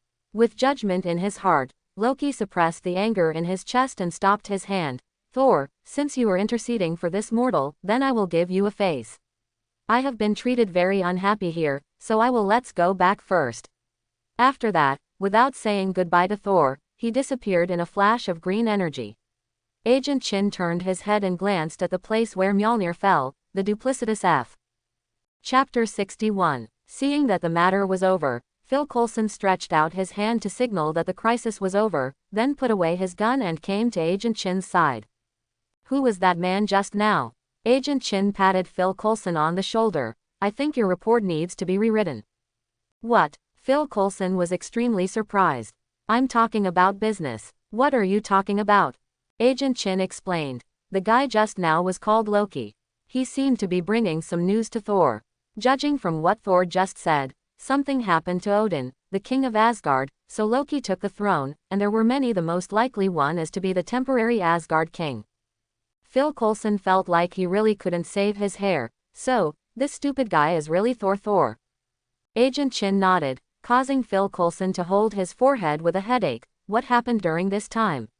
"First there were visitors from Otherworld, and now even gods from mythology have appeared." He looked at Agent Chin. "I think you might also want to make a report.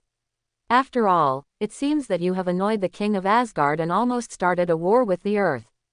Agent Chin didn't care about this. "What nonsense are you talking about? A king of myths would come to Earth in person just to declare war. Moreover, do you think a god of lies can really become Asgard? The king?" Phil Coulson also reacted immediately, but he was still uneasy. What if Loki is not the god of lies as said in the myth? Agent Chin pointed at Thor, who was being locked up in another intact room. "Don't we have an Asgard know-it-all here? Why make pointless speculation?" Phil Coulson looked at Thor's back and nodded blankly. When he was about to say something, a rainbow beam of light fell from the sky not far away from where Mjolnir fell. What happened again? In an instant, the S.H.I.E.L.D. agents in the base hurriedly picked up their weapons and rushed over there. Phil Coulson also raised his pistol and prepared to run there. Agent Chin stretched out his hand to pull Phil Coulson's collar, and said directly before the other party asked, "No need to go, nothing happened there." Phil Coulson pointed to the disappearing rainbow. It's not like nothing happened. Agent Chin explained. This should be the Bifrost that Asgard can lead to anywhere in the 9 realms. Loki just left. That's why I said Loki cannot be the real king of Asgard. Phil Coulson looked up at the vanished rainbow. Bifrost. Why did you say that? Agent Chin smiled. If Loki really became the king of Asgard, then why would he want to pick up Thor's Mjolnir? Is it because Odin's weapon is inferior to Mjolnir? Phil Coulson was shocked. Mjolnir was taken away. Agent Chin shook his head. Absolutely impossible. The reason why Mjolnir is called Mjolnir should be that only Thor can pick it up. And Thor was exiled to the earth by Odin. It must be that Thor's character is not enough to become the king of Asgard, so he will banished to the earth to gain experience. In order to achieve the effect of experience, Thor must understand some kind of king's character. As long as he has this character, then Thor can lift Mjolnir again and regain his divine power. Do you think the stingy Loki may have the character of a king? Phil Coulson thought about Loki's previous performance and shook his head. It seems that from beginning to end, Odin was training Thor and did not give Loki a chance. Agent Chin nodded. Although everything was speculation, he knew some inside information through Sorcerer Supreme, so he was able to speculate as to what happened. Phil Coulson didn't have so much inside information. He could only shake his head. You can't be so arbitrary. This is just your speculation. I still need more information. With that said, he looked at Agent Chin. I'm going to have a chat with Thor, are you interested? Agent Chin refused. No, I just fought a god and need to go back and rest. Okay, you have a good rest. If your suspicion is confirmed from Thor, I will call the director together with your report. Phil Coulson said. Agent Chin expressed gratitude. Phil Coulson, you are such a good person. Afterwards, the two of them left. Agent Chin returned to the dormitory and fell asleep carelessly. As for consumption, it was nothing to him, he just didn't want to work overtime. As for Phil Coulson, who had a stronger sense of professionalism and responsibility, he poured himself a cup of coffee to refresh himself, and then went to have a heart-to-heart talk with Thor and collect information from Thor with a professional smile on his face. After a night's rest, Agent Chin got up refreshed and started doing morning exercises. While eating breakfast, he saw Phil Coulson coming to sit next to him with dark eyes. Hey, Phil Coulson, if you keep staying up late like this, your hair is going to lose its hold. Phil Coulson has no interest in talking about this topic. I communicated with Thor last night, and I can basically confirm your guess. However, Thor didn't seem to realize that Loki was deceiving him, and he was filled with guilt and thought that he had killed him. My father is giving up on himself. Agent Chin smiled. So what is your plan? Phil Coulson made a key mistake in front of Agent Chin. I have informed Miss Foster that they are here to comfort Thor. Thor seems to have a good impression of Miss Foster and hopes that our approach can cheer him up. The director asked me to give in your car, take Thor and the others to enjoy the mountains and rivers, allowing him to successfully complete his experience. Agent Chin picked up the key. You have no intention of telling the truth to Thor and telling him that Loki has been cheating on him all along. Phil Coulson smiled bitterly and shook his head. We really want to get rid of this hot potato as soon as possible, but there are many incredible things happening on the earth. Last night, there were frequent tremors in San Francisco, and Agent May was sent there to investigate the cause. The Blade Warrior also came to New York, and S.H.I.E.L.D. wanted to contact him. There are recent rumors in Texas about the ghost of the Flame Skull who has disappeared for many years. Ryder showed up, and at some point in New York, a gang called Baroque Cooperative appeared, all of whom were super ability people, and they had several small-scale battles with street heroes. Extraordinary events, large or small, have occurred in other regions and countries. The director has not rested for several days because of this. Agent Chin was a little surprised. Why did you wake up after sleeping all night and see so many things happening in the world? Phil Coulson yawned. Internal experts believe that the appearance of the ninjas before, coupled with the limelight of Iron Man Stark, made many people who were originally hidden become restless. They were not willing to stay in the shadows and wanted to, like Iron Man, walk into the sunshine. Agent Chin laughed when he heard this. Then Iron Man's guilt is too great. Alas, Phil Coulson was helpless. I have prepared a speech for him, just read it according to it. If he insists on making his own decisions, there is nothing we can do. It's just that things have piled up. Shield, we are now experiencing a shortage of manpower. Agent Chin asked curiously. Then you were transferred too? Phil Coulson shook his head. No, after all, the problem with Thor's hammer is too serious. One disadvantage is that the interstellar war will start. So, at present, I need to be fully responsible for this case. But Clint was transferred, and I have some relationship with those street heroes and went to deal with the matter of Baroque Works. As for you. Agent Chin shook the key in his hand. I understand, take Thor to travel around the mountains and rivers, and let him complete the trial. If you want me to protect him from danger, just say it clearly. As for being so roundabout. Moreover, it was agreed to be a trial. Lien, you asked me to protect you personally, so when will he really complete the trial? You won't let him stay on the earth forever, right? Phil Coulson lay exhausted on the table. The director said that you should know best about things like experience, so you just have to use your own discretion. As long as it doesn't cause diplomatic conflicts, he won't have any objections.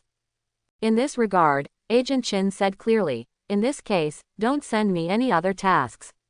After all, the stupid prince is very delicate. Phil Coulson waved his hand and had no intention of talking to him anymore. He closed his eyes and fell asleep without realizing it.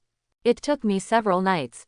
When I walked leisurely to the new room where Thor was held, I found Jane Foster's friends Eric Chavig and Daisy Lewis standing outside the door chatting. Hey, you two, why are you standing outside the door? Agent Chin greeted. Who are you? Eric looked at Agent Chin's face that made people laugh, but he didn't show any hurtful smile.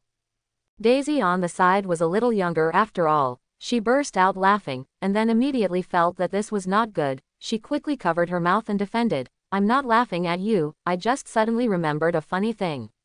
Quote. Eric glared at Daisy helplessly, telling her not to laugh in front of others. Agent Chin didn't have much of a reaction. It doesn't matter, I know what I look like, so I'm used to it. With that said, he stretched out his hand to shake Eric's hand. Let me introduce myself, my name is Foss Fairy Chin, and I am the agent of S.H.I.E.L.D. From now on, Thor will be in charge of me. Hearing the self-introduction of the man in front of him, Eric also said, hello, I am Eric Chavig, I am Thor's friend. He has some brains. You understand, so he is not actually anything. Thor, Agent Chin followed the other person's words and said with a smile. What? Eric was stunned. Why did the agent in front of him still believe this? Agent Chin walked to the window, looked at the two people eating each other inside, and said, Thor is indeed Thor from Asgard. We have confirmed this. Daisy's eyes lit up. Cool. I didn't expect that we bumped into someone, and it turned out to be. Before he finished speaking, Chavig glared back. What do you mean by bumping into someone casually? Can this kind of thing be described as casual? Agent Chin did not pay attention to this, but continued, because of Mr. Thor's special status, he is not suitable to be locked up here anymore, so in the next period of time, I hope you can enlighten him as a friend. After all, he just got some tragic news. Chavig nodded quickly and asked curiously, I wonder what Thor has been through. Agent Chin said casually, it was because of my own reasons that I killed my father and so on. Although Agent Chin's tone was very casual, Chavig and Daisy were not so casual. They looked at each other, obviously not knowing how to answer. Daisy whispered, so you want us to comfort Thor? Then this kind of thing shouldn't be left to us, it should be left to Jane. Ah, it seems that Jane's comfort is not bad. Daisy said as she walked to the window and saw the two people in the room who were fiercely biting each other. She complained. The two of them are like little dogs fighting for food, grabbing each other's tongues and not letting go. After waiting for a while, the movement inside finally stopped, and then under Agent Chin's call, the two of them walked out of the house one after another. The difference was that although Jane did not lower his head, he was very shy, his cheeks were red, and his eyes were wandering. Thor, on the other hand, held Jane's hand openly and looked happy, completely unlike his father who had just died. Seeing such a bad couple, Daisy's lips twitched. If I were Odin, I would be so angry to death from this unfilial son. Although his voice was low, Agent Chin heard clearly. Although I agree with your idea, I have to say that from our point of view, what GN did is really beautiful. If the Earthkin is a queen of Asgard, I think you should at least flatter the queen. Daisy said unforgivingly. Thor is just a model with a good figure now. Although her words were harsh, the next moment, Daisy's behavior was completely different from her harsh words. She hugged Jane's wrist and then talked to her about the topic of her daughter's house. Several people walked all the way out of the temporary isolation research base and arrived at the parking lot on the side.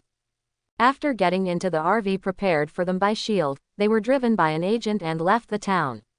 As for Thor's Mjolnir, Thor had fallen into the land of gentleness at the moment and no longer paid attention to his old lover.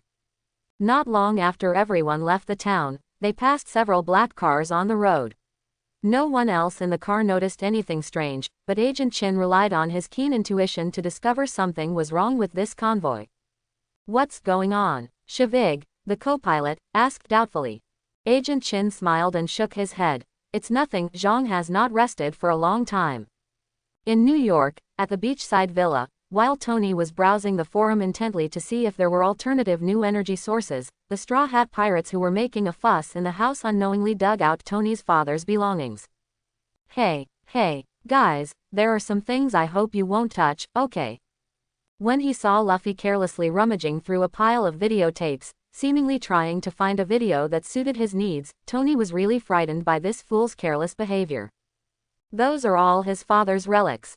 Although he didn't have a good relationship with him when he was young, he has reconciled with his old man at the moment. These relics are naturally very important to him.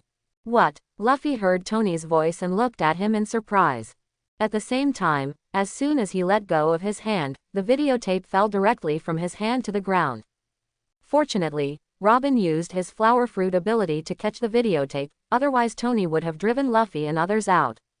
Robin put the videotapes and things that were messed up by Luffy and others back into place. "Luffy, some things are very important to others, do you understand?" Luffy looked at Tony's livid face and thought seriously for a moment, then he suddenly realized, "Oh. Just like my flesh, no one else can take my flesh." Robin smiled and nodded. "That's right." Then, she bowed and apologized to Tony. "Mr. Stark, I'm so sorry for Luffy's recklessness." With that said, she put the videotape into Tony's hands. Tony sighed and looked at the videotape in his hand. He remembered that what was recorded on it was his father's sincerity. Suddenly, Tony thought of something, and he immediately put the videotape on the table. "I have to go out for something. I hope you can help me keep an eye on Luffy and the others, so as not to let him disturb the construction team." Seeing Tony's serious expression, Robin did not refuse. "I will keep an eye on them." "Thank you. By the way, there is a Baroque studio in New York recently.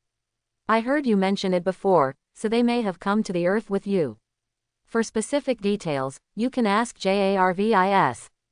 After that, Tony went to the garage and drove to the company. When he drove the car out of a fork in the road, several cars appeared behind him at some point. In the villa where Tony left, Robin was stunned for a moment after hearing the news about Baroque Works from him. She thought she could finally stabilize this time, at least before returning to the sea, she would be able to have sincere friends and partners. However, I didn't expect that even the Baroque Works Society would appear in this world. Based on her understanding of Crocodile, the president of Baroque Works, Luffy and the others are definitely no match for Crocodile. Is it true that she can only live in darkness and escape forever? For a moment, Robin felt like she had fallen into the bottomless darkness again, and she couldn't help but squat down with her arms in her arms, shaking constantly. Robin's strangeness naturally attracted the attention of the rest of the Straw Hat Pirates. "Robin, what's wrong with you?" Everyone gathered around and asked with concern, and Nami even held the other person in her arms to comfort him. However, Robin has fallen into darkness at the moment. How can he answer their words? Fortunately, Jarvis has recently become more intelligent because of the enhancement given to it by Tony. "Sir asked me to tell you about the Baroque Working Society." Baroque Works. The Straw Hats were instantly shocked. It turned out that not only they had come to this world, but their enemies had also come here. After hearing the news from the enemy, Luffy instantly became serious. "Tell me where these guys are, and I'm going to fight them off." Not only did they capture Wei Wei's country, but they also turned our archaeologists into this. Baroque Works, I will never spare them. Usopp asked in horror. Is Crocodile, the president of Baroque Working Club, also here? Because of Robin's joining, Everyone knows a lot of information about Baroque Working Group, and naturally they also have information about Crocodile. Those with the natural type sand fruit ability can elementalize themselves, possess the ability to turn everything into sand, and are immune to almost all attacks. With such a terrifying enemy, the timid trio of Straw Hats, Nami, Usopp and Chopper, hugged each other and trembled. Unlike Robin, who has fallen into darkness due to her experiences since childhood, Princess Vivi is full of anger. Soroshdar has also come to this world. I must save Alabasta from him, Usopp said tremblingly. We have all arrived in a new world, so don't take risks because of these past grudges. Luffy stood up. No. We must defeat Crocodile. Not only these grievances, but also maybe we can return to the sea. Our dreams have not been realized yet. How can we be trapped in this place? After hearing Luffy's words, everyone in the Straw Hats looked at each other's backs. At this moment, Luffy felt like a captain. With Luffy's encouragement, even Robin gradually walked out of the darkness. She shouldn't have fallen here, she hadn't fulfilled her responsibilities yet. With a chuckle, Zoro, as the vice captain, stood up. Since the captain has decided, JARVIS, tell us the location of Baroque Works. JARVIS. Currently, Baroque Works is located at. After getting the location of Baroque Works, Luffy and others also brought watches that could help them, and everyone walked towards their destination under the leadership of Luffy. Everyone, let's defeat our enemies. Let's go. Just as the Straw Hats left the villa, JARVIS had already informed Tony of the Straw Hats' departure.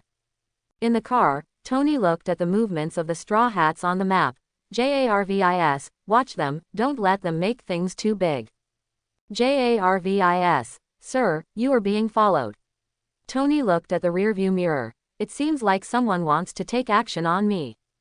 JARVIS, sir, do you need to notify the police? Tony smiled confidently. JARVIS, let the police rescue Iron Man. You want me to make headlines again? After that, he stretched out his hand and pressed his chest, and the steel battle suit was instantly put on.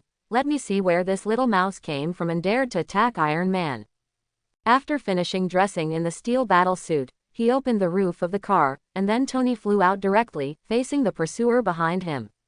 Landing directly on the road, blocking their way, he turned on the loudspeaker. Do you want to receive the love from Iron Man's father? However, the opponent did not slow down. Instead, the car in front rushed towards him at a faster speed. Tony shook his head helplessly. Is this life-threatening? When the car approached in front of him, he pushed hard with both hands, and was pushed backwards several meters away. He relied on the strength of the steel battle suit to force the car to a stop. When he looked up into the car, he saw an extremely fat man almost filling the entire space in the car. What kind of freak is this? Before Tony could be shocked, other vehicles had surrounded him in front, and then each gang member fired at him with weapons. Tony simply ignored the attacks from these firearms. Because of the Forum of Scientists, Tony's steel battle suit had been strengthened beyond imagination, both in terms of basic materials and various designs. If it weren't for the fact that the papers on energy in the All Heaven Scientists Forum were far from up to standard, his steel battle suit was definitely a black technology that surpassed Earth's technology for hundreds of years. Even, if necessary, Tony can rely on the steel battle suit on his body to fight in outer space for a short period of time without any impact. Therefore, he didn't care at all about the attacks by these gang members. Weapons from Hammer Industries. Stark Industries no longer sells weapons, so you can only use this junk. After complaining, Tony stretched out his 5 fingers and saw white shock beams condensing on his fingertips. Call out. The shock beam, which was weakened by an unknown number of times, hit these gang members, sending them all flying away, falling to the ground and falling into coma. The beam was constantly shot from the fingertips, but in just 10 seconds, all the gang members present were lying on the ground and fell into a baby-like sleep. Tony clapped his hands and looked at the fat man struggling to get out of the car in front of him that was trying to hit him. He stretched out his hand and said, "Hey, do you need me to call an ambulance for you?" After joking, Tony said to JARVIS, "JARVIS, notify the police to deal with this mess." Before Tony could finish his words, a red warning flashed in front of Tony. Before Tony could react, Jarvis had already controlled the steel battle suit and flew up to Sky God. Tony finally came to his senses. He looked down and saw that a pothole had appeared where he had just been standing. Next to the pothole was a short man with square glasses, a mouse nose, and hands more like it's the paw of some kind of animal, a fat old woman carrying a backpack. "What is this?" Jarvis replied. "Sir, the opponent can attack by surprise by quickly digging a hole in the ground. He is a member of the Baroque working group, named Dorothy, codenamed Ms. 5. Christmas." Looking at the strange look on the other side, Tony just felt that there was nothing strange in the world. Then what ability does he have? Jarvis. According to Miss Robin's information, Miss Christmas is an ability person who ate the animal type mole fruit. She can transform into a mole and dig holes in the ground. However, the animal type fruit in the devil fruit can bring ability to the person. She has strong vitality, so her physical strength is much stronger than that of ordinary people with extraordinary abilities. Tony's eyes were a little solemn. He had also seen people with devil fruit abilities. There were 3 in the Straw Hat Pirates, although one of them was a human fruit that had no effect on humans. However, Chopper's strengthening was visible to the naked eye. It not only gave him a smart mind, but also a vitality that was far beyond ordinary people. Tony was really curious about things like devil fruit. "So, the one in the car is also from Baroque Works." Jarvis. Beb, codenamed Mr. 4 Feet by Baroque Works, has slow movements and strong strength. His weapon is a 4-ton bat and has a swing power of 400 pounds. Another gun that ate the canine fruit in the form of a dachshund, named Rasu, can constantly spit out time bombs from his mouth. The fighting method usually involves 2 people working together, with Rasu spitting out bombs and Bibu hitting them with a bat, causing greater damage. Quote. When Tony heard this information, his eyes became more solemn. It seems that this should be considered a tough battle. 2 extraordinary humans with super physical fitness, and a dog that can spit out bombs. Jarvis. Speedy, let's fight it out quickly. I'm going to the Baroque Workshop's Christmas party too. After that, Tony controlled the steel battle suit and launched an attack from the air towards the enemies on the ground. Seeing Iron Man attacking towards her, Miss Christmas immediately jumped into the hole next to her, avoiding the impact beam falling from the sky. However, Tony had already budgeted for this. After all, Miss Christmas' fighting method was very clumsy, and it was obviously impossible to defeat the enemy with one blow. Therefore, Tony's main purpose was to force Miss Christmas back. He wanted to first deal with an enemy that is currently unable to move. A small missile was fired towards the car on the ground. Quote, quote, exclamation mark, exclamation mark, exclamation mark, quote. Flames shot into the sky, and the car was instantly blown to pieces. At the same time, a fat body covered in fire rolled out of the flames. Mr. 4. Miss Christmas looked at the fat body rolling on the ground in shock. She couldn't believe that the other party was defeated directly like this. Seeing that the trick worked, Tony breathed out frivolously. It seems we are quite lucky. Next comes the last trouble. I originally thought it would take a little more effort, but I didn't expect that one of them could be solved so easily, which made Tony look down upon the strength of these people. While he was concentrating on dealing with Miss Christmas, he didn't notice that a strange-looking dachshund quietly walked up to the charred fat body on the ground, and then spit out a time bomb. Then, the charred fat body stood up directly from the ground, picked up the time bomb and threw it into the air. Woo! Bang! The thick bat flew through the air with strong wind pressure, and at the same time, the time bomb flew towards Iron Man in the air at extremely fast speed. While he was focusing on dealing with the very wretched Miss Christmas, a sudden alarm made Tony look at the time bomb getting bigger and bigger in front of him in surprise. Then, there was a loud bang and a burst of fire exploded in the air. Iron Man was hit by the bomb directly and fell to the ground. In Hell's Kitchen, the Straw Hats quickly arrived here under the guidance of Jarvis. Outside a casino, the Straw Hats were surrounding the gate. People coming and going around saw that they were very aggressive. Although they were all a group of very young-looking people, few of them were holding weapons. They even had a strange person with them, pets. But these days, with so many street vigilantes and so many freaks appearing, weapons can pose a certain threat to ordinary people. Moreover, look at these people, some have knives, some have slingshots, some have sticks, and others come empty-handed. No matter how you look at it, these people are not easy to mess with. Therefore, after seeing the menacing arrival of the Straw Hats, the surrounding area instantly emptied out, and everyone hid far away, not daring to get involved in this matter. And as the news spread to the inside of the casino, it was discovered that the place was not stable immediately. Except for some confident people, other gamblers left one after another, and the casino became quite empty in a blink of an eye.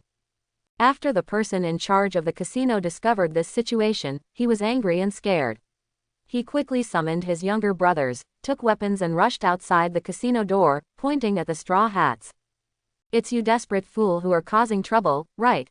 Do you know where this place is? This is the casino of Baroque Works. How dare you come to provoke Baroque Works? Get out of here, and be careful to kill your little ones. My life is here."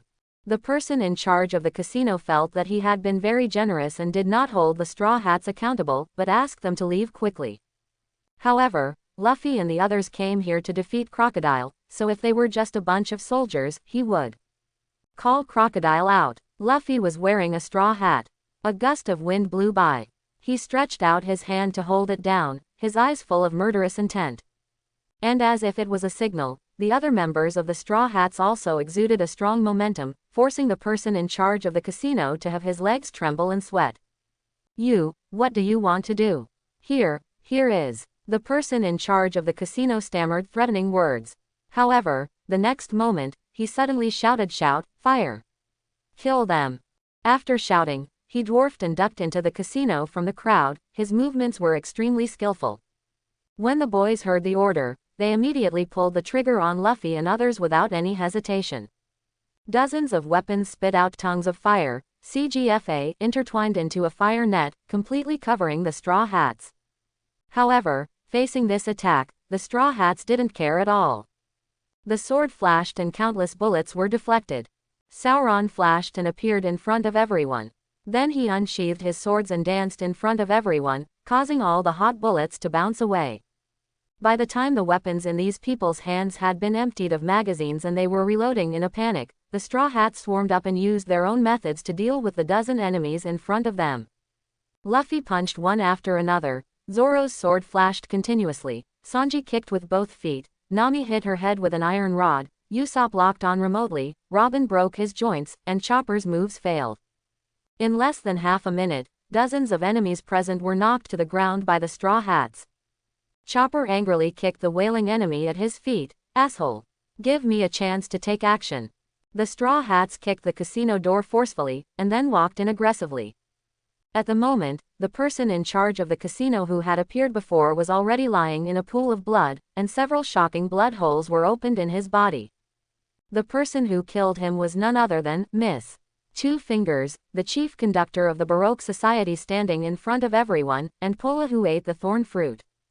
The tall man standing next to Pola is Mr. One, Daz Bonus, who ate the quick/fruit. The two immediately spotted Robin from the Straw Hats. "Miss Sunday, it seems you betrayed the president." Robin looked a little complicated about what the two of them said, but Luffy didn't care about that. He just shouted loudly, "Hey! Where is this fool Crocodile? Call him out quickly. I'm going to blow him away." Miss pointed her fingers and sneered. "Straw Hat Luffy, who do you think you are, and you want the president to take action against you? You show off your power in the East China Sea. Don't think that you can still show off your power after leaving the East China Sea. You know, the East China Sea, but it is recognized as the weakest sea area." Luffy looked at Miss with cold eyes, pointed his fingers, walked in front of the opponent, and hugged his fists tightly. "In other words, Crocodile will only come out after defeating you, right? Destroy us." Miss laughed mockingly at Luffy's arrogance. "We are completely different from those other guys. If you want to defeat us, then come and try." After saying that, Miss took the lead with both fingers and pointed at Luffy in front of her, thorn finger.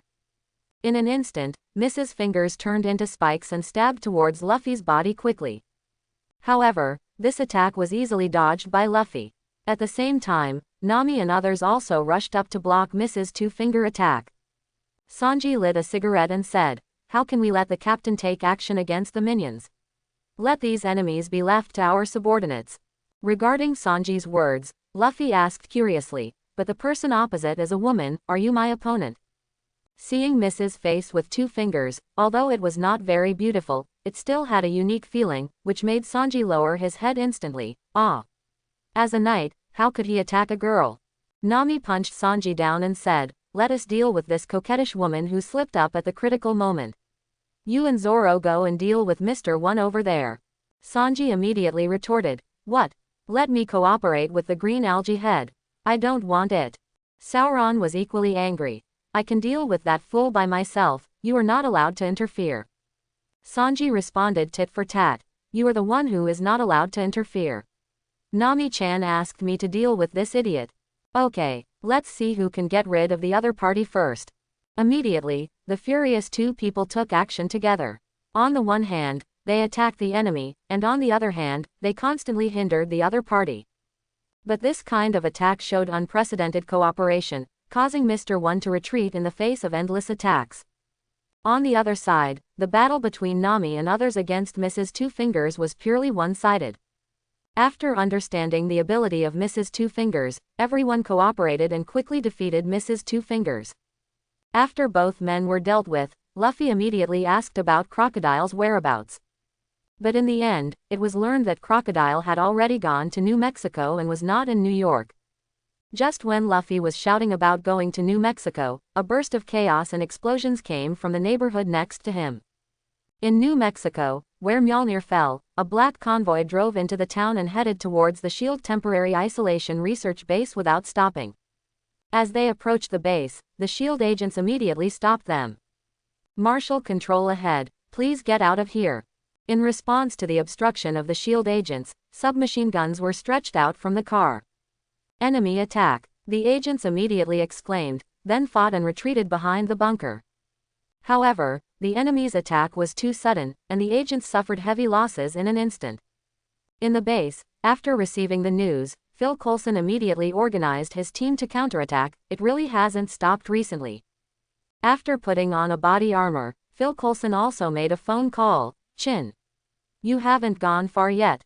The base was raided and we need support. Bang bang bang bang bang. Before he finished speaking, rounds of bullets had already burst in from the outside. It was obvious that the front line of defense had been breached. The phone fell to the ground, and Phil Coulson had no time to pick it up. He hid behind the bunker and looked out the window. Who is the enemy? The voice from the control room sounded in the earphones. The identity of the enemy is unknown, but their goal is Mjolnir. Phil Coulson yelled angrily. Although he was very relieved about Mjolnir, this thing was too important. When absolute safety could not be guaranteed, anything might be enough to threaten the safety of the Earth. Don't let the enemy get close to Mjolnir. We have to hold them back. Agent Chin will be here soon. After the order was given, Phil Coulson took a deep breath and rushed out from behind the bunker resolutely. He pulled the pistol trigger one after another, accurately killing several enemies, causing some trouble to the opponent and blocking their progress. With Phil Coulson boosting morale, the SHIELD agents immediately fired crossfire to suppress the enemy's attack. In addition to being passively attacked at the beginning, the SHIELD agents relied on their precise marksmanship to completely suppress the enemy. It seems that our enemies are just some unlearned little gangsters.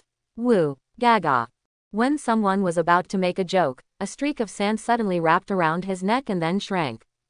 Jesus. When his companions realized something was wrong, he had already been strangled by the sand around his neck.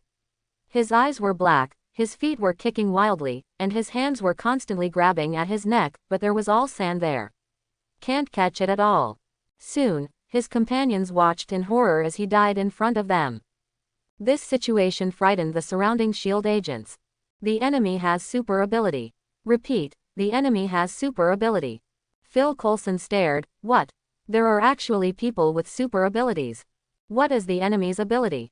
The answer came from the earphone. Control the sand. The enemy's ability is to control the sand. Ah.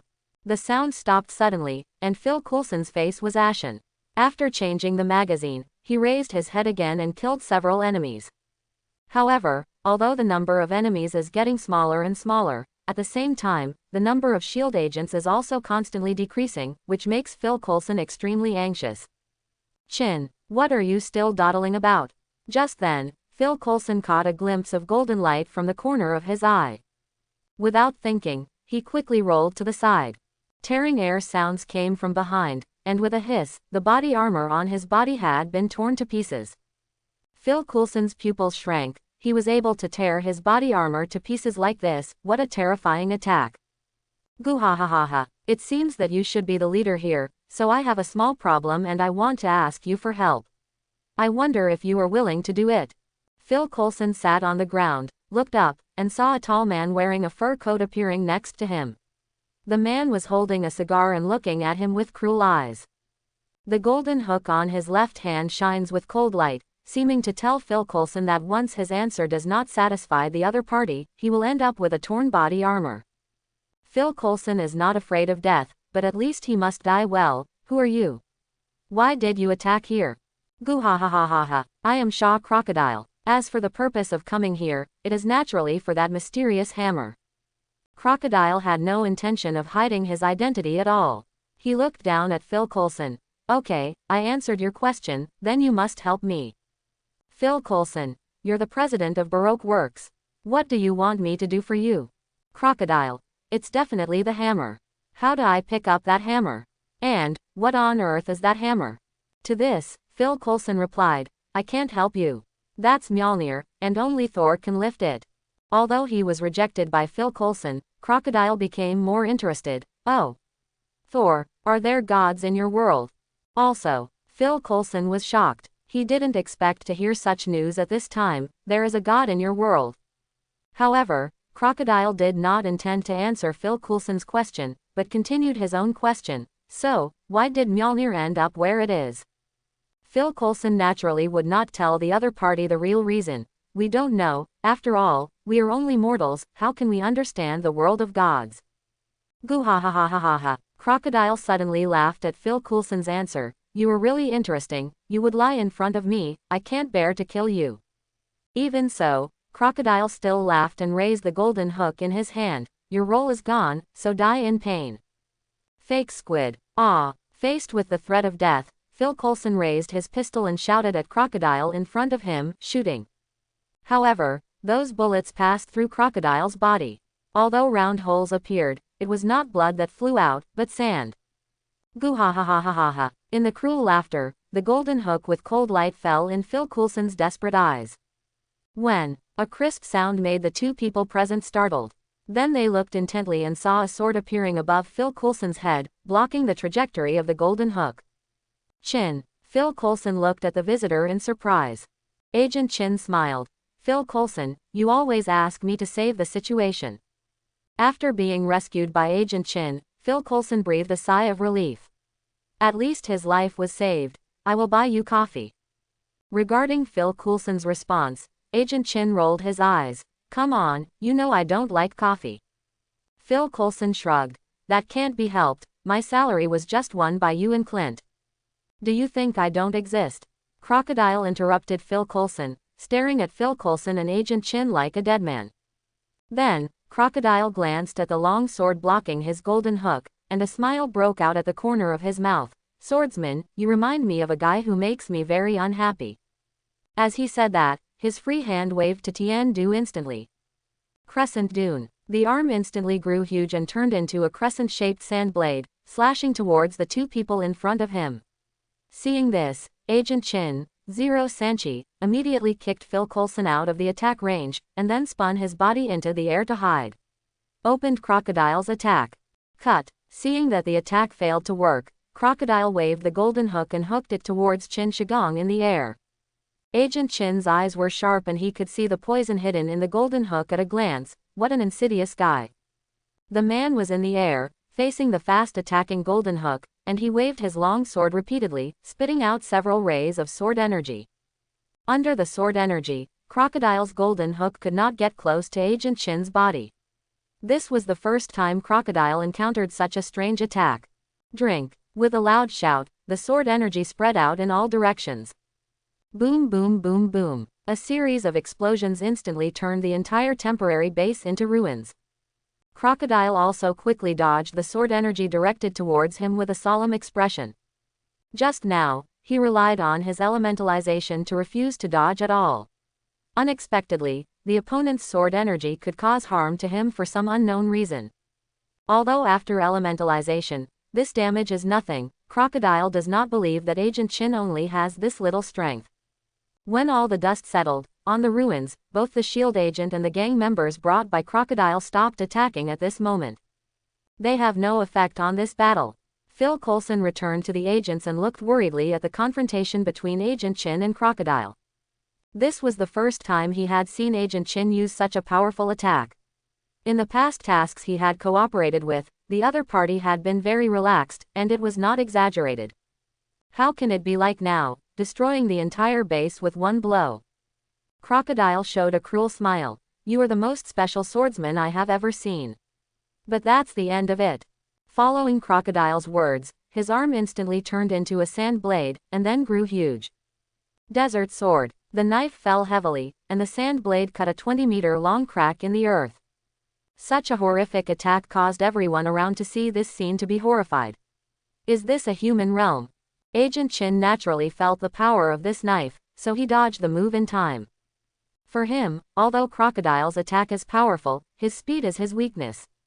Sword and sprint. Agent Chin quickly approached Crocodile and allowed Crocodile to use his ability. If he wanted to be undefeated in the end, he could only show his true ability. Therefore, it must be resolved quickly. The blades of the swords were flying and crisscrossing, like dancing ghosts. While his internal energy was stagnating, Crocodile's elementalization gradually began to become difficult. Facing such exquisite and unusual swordsmanship, Crocodile felt extremely aggrieved. His opponents had always been attacking in a wide range of ways. He had never encountered such a move after another, borrowing one move after another. With one move, there is a continuous flow of moves, and there are constant traps.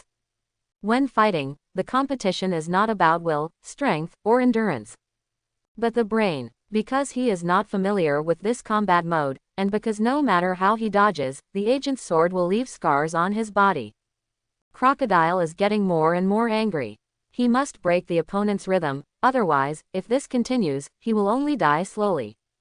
Asshole. Jumping around like a fly, it's so annoying. Cursing angrily, Crocodile stretched out his hand to condense a sandstorm on the first branch, and then swung it towards him. Shalon. In an instant, a sandstorm several meters high took shape, wrapping himself in it. With this layer of protection, Agent Chin had no choice but to retreat and leave the attack range of sandstorm. Goo-ha-ha-ha-ha-ha. Offensive and defensive changes have taken place. He squatted down and pressed his right hand on the ground. The ground is dry and cracked. With Crocodile's palm as the center, it spread outwards, and the surrounding vegetation and buildings instantly absorbed the water and became dry and cracked. The base that had been turned into ruins instantly seemed to have endured hundreds of years of sand erosion, becoming extremely fragile and cracking open with the earth. And as the scope continues to expand, it will soon include small towns relatively close to here. Erosion of reincarnation. As ability was further activated, countless amounts of sand emerged from the cracked earth. It was not the sand made by Crocodile, but the earth, base ruins and town buildings were all pulverized into sand. In the blink of an eye, the surrounding area turned into a desert, except for one place, which was the place where Mjolnir fell. When Crocodile's sand eroded here, bolts of lightning spurted out from Mjolnir, blocking Crocodile's moves. Creating a scene that suited him, Crocodile stood on the sand and looked coldly at Agent Chin, who was holding a long sword. The next step is the second round. Agent Chin stood on the sand and looked around at the desert. He stared at Crocodile. I didn't expect your power to be able to reach this level. It's really 2018. Crocodile laughed cruelly. In that case, just accept death. The two of them were able to remain calm, but the others couldn't accept it at all. What on earth did Crocodile do to turn such a vast area into a desert? Unlike the SHIELD agents and gang members who witnessed this scene with their own eyes, the small town suffered an unforeseen disaster. People were sitting at home, and disaster came from the sky. They have no idea why a small town turned into a desert, and their houses turned into sand in the desert. In New York, just after defeating the enemy, Tony was rushing to the company when Jarvis suddenly sent him news. Sir, Mr. Luffy did not meet Crocodile. After learning that Crocodile went to New Mexico, he led others towards New Mexico. Dr. Banner encountered some trouble. Tony frowned. Why did Crocodile go to New Mexico? Jarvis popped up a shield information for him in the car. A Mjolnir fell in New Mexico, and Thor also appeared there. The Chin agent guessed that Thor was training on the Earth and is currently protecting him who has lost his divine power. How many times? Minutes ago, news was lost from the temporary base in New Mexico, and Crocodile captured it. Tony frowned and looked at the shield information. Is this Thor also from another world? Jarvis. No, according to Thor himself, they came to Earth thousands of years ago and had a war with the Ice Eyes of Jotunheim on Earth. Tony nodded in understanding. In other words, this Thor is aliens. No one can pick up Mjolnir, only Thor. Well, this kind of thing is very common, isn't it? He is a prince after all. What did Crocodile want to do there? Is it possible he wants to lift the hammer too? Tony quickly read the information and then said, Jarvis, show the final images. Then, several surveillance images from different angles appeared in front of Tony, and Tony's expression instantly became solemn. Combine these images to restore the entire battle scene. Through a certain scene, Tony saw a scene where everything collapsed, which made him care. A few minutes later, Jarvis combined the surveillance footage from all angles to roughly restore the entire battle scene and displayed it in front of Tony. Looking at Crocodile's use of sand in the picture. What an amazing guy, he used the little sand to such an extent. Is it elemental? What a tricky ability. Sandstorm. This guy is definitely a walking natural disaster. Oh, he absorbs water, causes the object to dry out, and eventually turns into sand. What a smart guy, he has directly mastered the properties of sand. Although only a large area of land was turned into sand in the end, and the entire battle deduction was over, for Tony, this crisis was definitely no smaller than the last ninja incident. And unlike the last time, ninjas have the ability to seal dragon vein chakra. Although the process is thrilling, in fact the danger is not great, and the impact is not great. But this time it was different. Crocodile's ability directly deserted a large area of land and even destroyed a small town. The damage caused was extremely huge amounts of. Especially his ability. If someone with a heart notices it and has bad thoughts, then the world will be too dangerous. After all, Crocodile is really a walking natural disaster for people on Earth. Whether it is setting off a storm or directly turning the city into desert, it is not impossible for Crocodile. Moreover, his elementalization can't even deal with existing conventional weapons, and is directly immune to most weapons on the Earth, which makes it even more difficult to target Crocodile. Jarvis, what plan do you think we should make to defeat Crocodile? Jarvis, water. Tony started thinking. Water. Yes. Water. But it requires a lot of water. Although Crocodile can absorb water, there is an upper limit for absorbing water. Once this upper limit is exceeded, Crocodile the sand ability was immediately abolished. After thinking of a solution, Tony said to Jarvis, the next thing is about Dr. Banner. What trouble did Dr. Banner encounter? Jarvis retrieved information. After Dr. Banner left, he went to find Dr. Samuel Stern, Drive Blue, to treat his mutation. He also went to his old laboratory to retrieve data and met Dr. Betty Ross. General Ross chased here, and in order to save Dr. Betty Ross, Dr. Banner turned into Hulk again. After sending the information to Dr. Lan, Dr. Banner and Dr. Betty went to see Dr. Lan together and injected an antidote, which suppressed Dr. Banner's mutation. However, Dr. Lan copied a large number of Dr. Banner's blood samples, which were obtained by the military. Former Special Forces Commando Emil Blonsky was once injected with General Ross's serum and coerced Dr. Blue to irradiate him with gamma radiation. He mutated into a monster similar to Hulk. He called himself Abomination. To get the Hulk to come out and fight him, to compete, Abomination rampages through the city. At the moment it's in Harlem. Looking at the ferocious-looking monster in the video projected in front of him, which did not have the Titan-like beauty of Hulk, Tony knew that this was definitely a wrong mutation. However, he had just experienced a battle, and the energy supply of the micro-arc reactor was becoming increasingly unable to withstand the output of the steel battle suit, so at the moment he did not have much fighting power at all. But Dr. Banner has been injected with the antidote and can no longer turn into Hulk. Is it possible to allow Hulk to wreak havoc in the city? In the video, many masked street heroes rushed towards Abomination without fear of life and death, but were quickly beaten back by Abomination, making it impossible to cause any harm to them. This can't go on like this. Tony was a little anxious. Although he said that this kind of thing should not be his responsibility, seeing such a scene, he still couldn't help but want to take care of it. Suddenly, an idea flashed in Tony's mind. JARVIS, tell Luffy and the others that this place is still far away from New Mexico. By the time they get there, Crocodile will have already left. So, let them go and help deal with the Abomination first. JARVIS, Mr. Luffy and the others have been notified. They are heading towards Harlem at the moment. Tony smiled. Luffy is immune to blunt force damage. As long as you are careful not to be hurt by the Abomination's bone spurs, he will be the nemesis of the Abomination. Okay, JARVIS, speed up and get to the company as soon as possible. I can't wait to see a whole new element appear in my hands. In Harlem, Abomination has destroyed the entire neighborhood. Many street heroes have been scarred by fighting Abomination. Now, no one dares to take action against Abomination. Hulk, come out. Our battle is not over yet. Abomination waved his fist to vent the anger in his heart. Abomination roared and waved his huge fist, smashing huge amounts of holes into the buildings on the roadside. Fortunately, due to the previous fight between the street heroes, the entire street had been evacuated and there were not many people left. Otherwise, if Hate's punch continued, it would probably cause tragedy for several families. Hulk, you coward, come out here. Abomination has no idea where Banner went at the moment, because after he was captured by General Ross, he did not follow him back in order to irradiate him with gamma rays.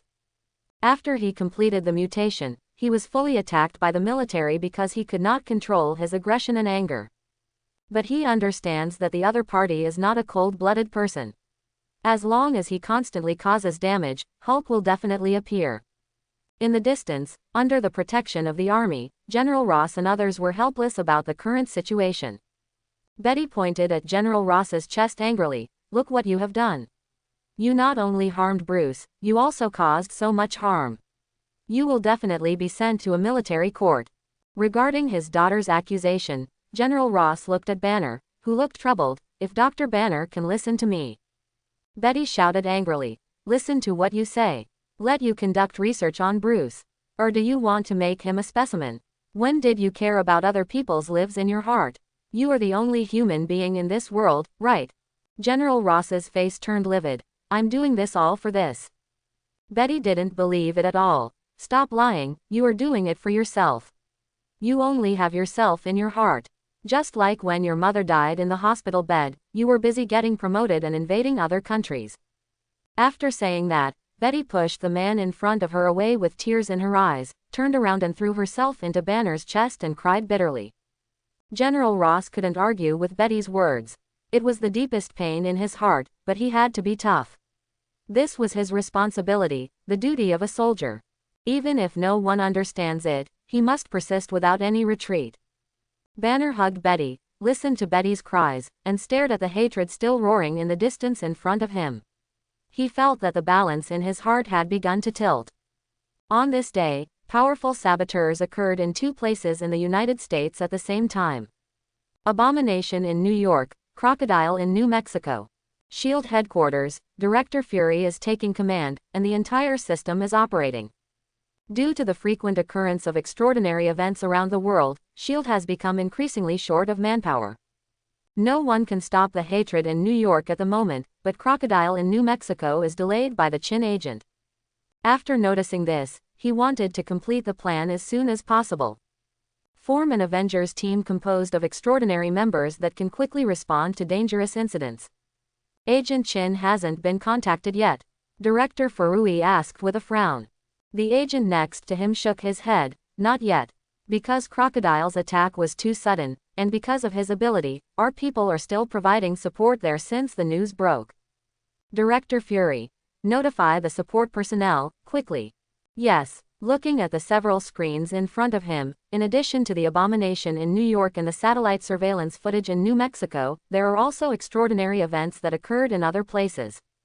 San Francisco is the avatar of a Chinese little girl, Texas is the photo of Ghost Rider, the swamps of Florida, 4 scientists in the east side of Manhattan, New York, who have just become abilities, and so on.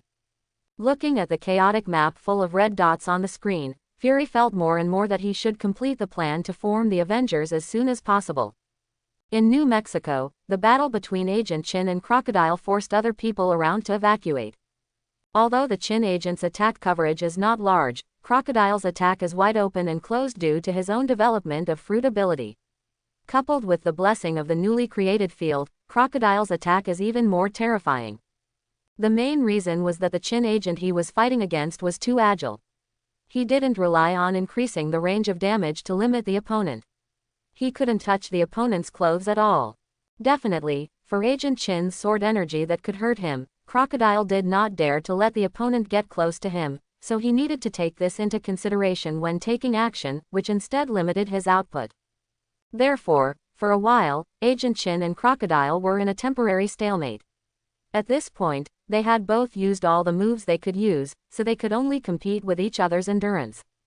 In this regard, Crocodile is extremely confident. After coming to this world, he understood that the human body in this world was not strong at all, but their weapons were too developed. And this was also the reason why he dared to threaten Justin Hammer in person. In his opinion, there was almost no one who could threaten him from this senior sister. However, what he didn't expect at this moment was that the first time he took action after coming to this world, he encountered someone who could ignore his elementalization and thus kill him. This person must die. Since you can't kill the opponent with force, let's compete with each other for endurance. He didn't believe that with the quality of human beings in this world, they could have endurance against monsters like him. Agent Chin was also helpless about Crocodile's attack on him. With his strength, it is not impossible to break through Crocodile's attack range and kill the opponent forcefully. However, on the one hand, he has to hide his clumsiness and not be able to reveal his true strength. On the other hand, he also has to complete the task assigned to him by Sorcerer Supreme. He has already felt that Thor is coming this way. Isn't it the training of the king? Whether it's the king's demeanor or compassion, at the moment is a great opportunity to give Thor an awakening. Although he still wanted to rest for a while, things had caught up, so he had no choice but to give up this beautiful idea. The sword energy is flowing vertically and horizontally, and the thick sand is rolling. A car riding a sand wave parked next to the shield agents. Upon discovering that another person was coming, these agents immediately raised their guns reflexively. Being pointed at so many guns, the 3 people in the car immediately raised their hands to show that they were not a threat. Only Thor opened the door and stepped out, staring closely at the battle ahead. Noticing that it was Thor and the others, Phil Coulson raised his hand, and the surrounding agents breathed a sigh of relief and put down their guns. "Why are you back?" Jane looked at Thor's back worriedly. "We heard that you asked Agent Chin for help." Thor is worried. Phil Coulson at the moment, Agent Chin did not think as much. He only felt that a person who needed protection appeared in such a dangerous place, which gave him a very headache. "You should leave immediately. It's too dangerous here." In response, Thor turned to look at Phil Coulson. "This incident is all because of me, I can't be a coward." Phil Coulson felt his blood pressure rising rapidly. What a stubborn prince. However, he had to continue to persuade. "Mr. Thor, I need you to have some overall perspective. As the Crown Prince of Asgard, if something happens to you on Earth, then there will inevitably be a war between Asgard and Earth. Or do you want this result?" Thor shook his head when he heard this and said, "I am no longer Thor of Asgard. I harmed my father and was deprived of my divine power by my father. Now I am just a stronger ordinary person. Since everything is in dispute because of me, then it should be me who resolves these disputes." Phil Coulson grabbed Thor, who was about to walk towards the core area of the battle. "Please don't believe what Loki says. He is the god of lies. His words are not worth believing. I think you should understand this deeply. Moreover, Mr. Thor, it's not that I don't believe you, but what can you do for this battle with your current mortal body? Apart from dying." Thor's footsteps paused, and he was also full of confusion at the moment. He returned here full of enthusiasm in order to resolve these disputes. Especially when I saw the small town where I had stayed before, the buildings inside and the restaurants where I had eaten had all turned into gravel. The residents of the small town were paralyzed on the ground and were at a loss. Thor felt more guilty and wanted to resolve all these disputes himself. But after arriving here, I saw the dust flying in the field, the sword light shining, the roaring and whistling sounds incessant. If he is still the invincible Thor, then he can completely end this wide-reaching battle on his own, but now he is just a mortal who has lost his divine power. What can he do? The feeling of powerlessness instantly eroded Thor's heart, which made him ignore Phil Coulson's previous paragraph about Loki. What should I do, Father? Phil Coulson saw that Thor had fallen to his knees, and after Jane rushed up to hug him and gave him silent comfort, he secretly breathed a sigh of relief. Although some blows have hit Thor, he can't control that much now. Let's keep the other party safe first, and we'll talk about the rest later. Agent Chin, who was fighting Crocodile, saw that Thor had lost all his fighting spirit after being spoken to by Phil Coulson. He had no choice but to curse Phil Coulson in his heart for being too talkative. The great opportunity he created was ruined by Phil Coulson. You must know that he believed that Odin would not sit back and watch Thor's death, so in a battle of this level, Thor dared to participate in the battle as a mortal, which originally showed Thor's courage and fear of death. As for any other insights, you can make them up. Let Thor change back to Thor first and then talk about other things. But it's a pity that Phil Coulson's therapy was so effective that he told Thor that he had autism. Alas, after sighing, Agent Chin only felt that his life was miserable. He had already reached this level, but he still couldn't get everything going as he wished. However, Agent Chin's sigh made Crocodile stimulated. Why, when you are fighting with yourself, you actually dare to sigh to others and even sigh in boredom? The angry Crocodile instantly doubled his attack power and stopped saving energy for the endurance competition. Regarding Crocodile's sudden intensification of the offensive, Agent Chin was even more helpless. Why didn't everyone worry about it, always trying to find some trouble for him? However, in response to the sudden strengthening of the offensive, Agent Chin took advantage of the situation to increase his strength and started a stalemate with Crocodile again. Crocodile, who noticed this, was furious. Asshole. You are making fun of me. Obviously, Crocodile noticed that Agent Chin did not use all his strength at all, and even the other party had a lot to hide. If you raise a point of strength, the other party will raise the same strength, always maintaining an equal level of strength with yourself. Crocodile had never experienced such an insult before. Even in the past, he was defeated with humiliation and understanding. How could a man who looked funny like this actually use this method to make fun of himself? The angry Crocodile was even more merciless, throwing out shockingly lethal moves from his hands, sweeping away the surrounding desert. There were huge amounts of sandstorms. See if you can still take this move. Agent Chin's face became serious. He didn't expect that the other party would be able to unleash such a natural disaster attack even if he tried his best. A turbulent sandstorm rolled up countless gravel, and a violent hurricane ravaged everything around it. The shield agents and Thor, who were already far enough away, inevitably retreated a long distance again, but the strong wind still made it difficult for them to open their eyes. Shalon Sandstorm Tornado. Nuo Qian Jiao. Agent Chin was very helpless. He really didn't want to use his full strength, but the current situation forced him to use his true strength. I'm not good at fighting.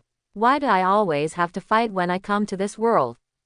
After sighing in his heart, Agent Chin flashed the long sword in his hand and replaced it with an exquisite long knife. By chance, I repaired the broken body and regained the strength of the past, but it was inevitable that the sad things would come to light. In front of you, looking at the long knife in his hand, Agent Chin's eyes were full of memories and sadness. If possible, he did not want to reproduce the glory of the past. However, at the moment, he must make a choice. The sadness in his eyes disappeared, and a sharp aura burst out from Agent Chin. It's not a real swordsmanship, but it's reappeared. A flash of blood flew, Agent Chin's sword merged into one, and an ethereal and dreamlike sword light quietly struck towards the huge sandstorm. It was as if the pause button had been pressed between heaven and earth. The knife fell lightly and silently, and the entire sandstorm was torn into two halves in an instant. Crocodile screamed in pain, and then turned into sand and melted to the side to recondensate his body shape. At the moment I looked at Crocodile again, I saw a straight stab wound on his chest that was bleeding. After wiping a handful of blood from the wound on his chest, Crocodile endured the pain and said, "I didn't expect that you fool would actually have the power of a great swordsman. I really underestimated you." Agent Chin, at the moment he had the knife in his hand, his aura had undergone earth-shaking changes. Although his appearance remained the same, he finally looked like a master. "You underestimate me. You will pay the price." New York, Harlem. Abomination is still destroying the surroundings, trying to force Hulk out to compete with him. After losing to Hulk several times, his obsession with defeating Abomination became more and more intense. For this reason, he would not hesitate to turn himself into a monster. However, he had just given up everything to gain strength, but the opponent he was obsessed with did not appear at all. No matter how he vented, he would not come out. It seems it's still not enough. A cruel smile appeared on Hate's face, and he looked around and found that there was no one else on the street. As soon as he moves his feet, he plans to cause harm to the next block. Stop him. We can't let him go around destroying any more. General Ross's heart stopped for a moment when he saw the disgusting movements, and he quickly gave an order to the intercom for the soldiers to intercept. However, in the face of the terrible Abomination, although the soldiers obeyed the order and set up an interception line, they did not dare to risk their lives to stop it. They could only fire 2 symbolic shots to inflict a painless attack on the Abomination. Quickly avoid the direction of hatred. Seeing this result, General Ross threw the walkie-talkie in his hand to the ground angrily. They are all a group of guys who are greedy for life and afraid of death. Regarding General Ross's evaluation, although the other soldiers around him did not react on their faces, they were constantly complaining in their hearts, "Since you are not afraid of death, why don't you do it? Use other people's lives to promote yourself and make a fortune." Although General Ross himself does not have such thoughts, it cannot stop others from having such thoughts. Especially since Hulk appeared, General Ross's series of decisions made it difficult not to wonder whether Hulk killed General Ross's mother to make him so obsessed with Hulk. Abomination ignored the sporadic gunshots around him, and then felt a slight tingling sensation on his body. He ignored this and just walked out of the street, preparing to cause harm to the next block. Hatred stopped and looked at the few young-looking people at the street entrance. Are they another street hero who appears out of nowhere? You guys really overestimate your abilities. Quote. Luffy crossed his arms and looked up at Abomination. Hey. You are Abomination, right? Hatred grinned and said, "Isn't it obvious? You weaklings, don't you want to sacrifice 897 lives for the title of a hero? Go away quickly. Since I am in a good mood now, I won't crush your bones bit by bit." Hearing such cruel words and hating the terrifying image, the timid trio began to retreat again. Usopp held his weapon, his legs trembling. Hey. Luffy, Mr. Hate asked us to leave, let's go. Nami kept nodding in agreement. Yes, Mr. Hate seems to be very talkative. Chopper hugged Zoro's leg. Chopper doesn't want to fight such a terrifying monster. However, other people did not pay attention to this at all, or in other words, in this scene, the words of the three of them were always ignored by everyone.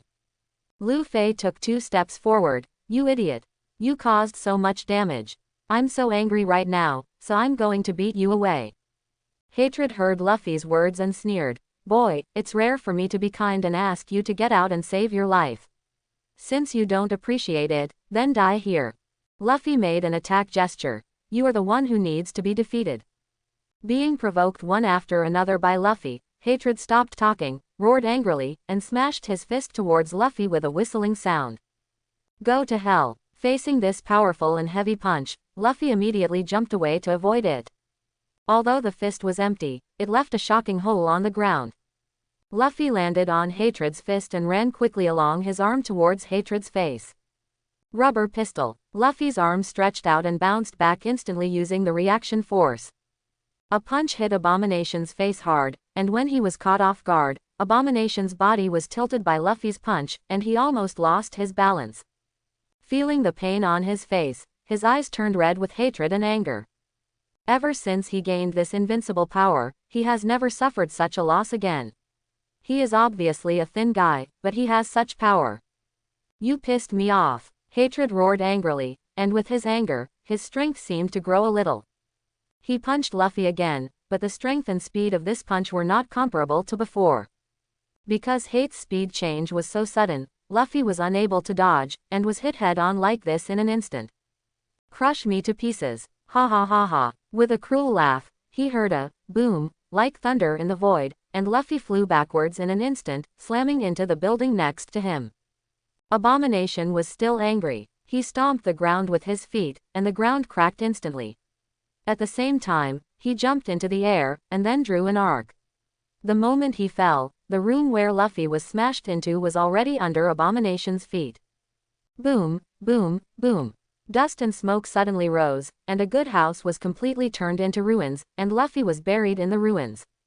Ah! Luffy was killed, Usopp yelled, holding his face in fear. Chopper heard this and shouted in horror, "What? Luffy was killed. I'm going to kill this fool to avenge Luffy."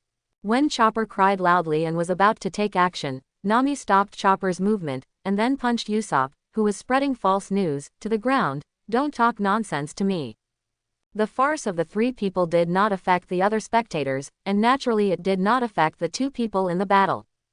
Abomination also fully believed that Luffy had no chance of survival in this situation, so Abomination standing on top of the ruins was cheering with his hands raised in the air. But at this moment, a fist emerged from the rubble. The hateful cheers were interrupted, and at the same time his eyes looked towards the fist. "You're not dead yet. You really deserve the life of a cockroach." Luffy sat up from the ruins, covering his neck as if he was about to suffocate. "Huh. I almost suffocated to death. It's so uncomfortable." Seeing that Luffy was safe and sound, but a little dirty, Chopper immediately burst into tears and smiled. "Luffy. You're not dead." Luffy gave Chopper a thumbs up, then looked at Hatred, his eyes serious. "The power of your fists is quite powerful, but I'm a rubber man, your fists have no effect on me." Regarding Luffy's direct exposure of his ability, Hatred only felt that the other party was like a fool. It's so unfair that a fool got this kind of power. When the last word was spoken, Hatred had already rushed in front of Luffy at a speed disproportionate to his size, with angry and jealous eyes filled with the desire to kill. "Since fists can't do it, then you'll be dead if you do this." An elbow struck Luffy, and the bone spurs on his elbow were filled with the aura of death. Luffy stretched out his hands extremely seriously to hold the thick bone spur in his arms, and then he was pushed all the way back by the Hatred. Ah! Ah! Both of them screamed and struggled with each other, but it was obvious that the power of Hatred was stronger. Boom, boom, boom. After hitting several buildings one after another, Luffy finally withstood the powerful force zone of Hatred. For a while, the two of them were in a stalemate in this posture. At this time, a TV station's helicopter approached the place, and while Luffy and Abomination were wrestling, it broadcast a live TV broadcast. A female reporter was nervously facing the camera and telling the audience in front of the television CGFF the origin of the battle. "Dear viewers, this is frontline reporter Emily Miller, and the battle that is unfolding before your eyes is taking place in Harlem. Because of the outrageous behavior that he hated at the beginning, it has already caused a big wave of exaggeration on the internet, and major TV stations have also followed suit. But after seeing the terrifying power of Hatred and the defeat of the army and street heroes, the TV station also became a coward. Although they know that a live broadcast will bring huge benefits, for reporters who have experienced a battle between Iron Man and the Iron Overlord, they do not want to risk their lives to fight for their own limelight. Because when things like this happen, those people will not care about the identity of their reporters. If they die, they will really die. But now, with the appearance of Luffy, the TV station seems to be no longer so dangerous. Although most people still dare not put themselves in danger, there must be brave men who are rewarded with heavy rewards. No, this reporter named Emily Miller stood up. Definitely, he was accompanied by a helicopter pilot and cameraman. While Emily was still introducing the ins and outs of what they had guessed, the battle below escalated. Luffy relied on perseverance to withstand the powerful power of Hatred, but as a former Special Forces soldier, Hatred has more than just strength. So, soon, Luffy was easily picked up by Hatred and thrown into the sky. Then he stamped his feet and instantly jumped into the air, appeared behind Luffy, and struck Luffy with an elbow from top to bottom to kill him. Go! Feeling that the situation was not good, Luffy immediately forcibly twisted his body in the air, holding the hated bone spurs, and the two of them fell straight from the air to the ground. When the smoke and dust dispersed, Luffy was lying on the ground with a ferocious face. He was using all his strength to push the huge bone spur on his chest. Zhang Yi raised half of his body, and Murakami's bone spurs pointed directly at Luffy's chest, stabbing down constantly with his own powerful strength. Luffy roared angrily, his body instantly seemed to be pumped up, second gear. In an instant, the skin turned pink, and at the same time, steam appeared, and the powerful force instantly knocked the stunned abomination away. He spun around in the air deftly and landed firmly on the ground. He looked at Luffy with disbelief, his skin all pink and shiny. What did the other party just do, and why did his strength suddenly become so much stronger? Hatred didn't understand, but the anger and jealousy in his heart were even worse. How much price did he pay for his current power, but why can a random kid master this level of power? He is not convinced. Roar! With a roar, Hatred almost lost his mind. He had forgotten that Luffy was almost immune to bludgeoning damage, so he raised his fist and hit Luffy head on. Boom! Unexpectedly, this punch actually hit. Accompanied by the screams of reporters in the helicopter, everyone except the Straw Hats were stunned in horror. Because Luffy's head was blown off. Such a bloody and brutal scene actually appeared in front of everyone. At this moment, many people suddenly felt uncomfortable, their stomachs churned, and then they couldn't help but vomit it out. Hatred was also stunned because his attack actually worked. After a moment, he couldn't help laughing, so that's all you can do. Ha ha ha ha ha, I'm still the strongest. However, the next moment, his laughter stopped abruptly. Luffy's laughter rang out, and then a shout came from the direction where Luffy's head flew out. Rubber-jet block. At the moment, he realized that although Luffy's head flew away, his neck was still connected to his head, and he finally remembered again the fact that Luffy was a rubber man. Exclamation mark. When? But Hatred remembered it too late. Luffy's head instantly bounced back from the distance. The terrifying power instantly hit the head of Abomination, and the strong headbutt instantly knocked Abomination away, sending huge amounts of his body flying out, destroying several houses. Roar! The battle began to enter a white-hot stage. Hatred roared to the sky and jumped out of the ruins.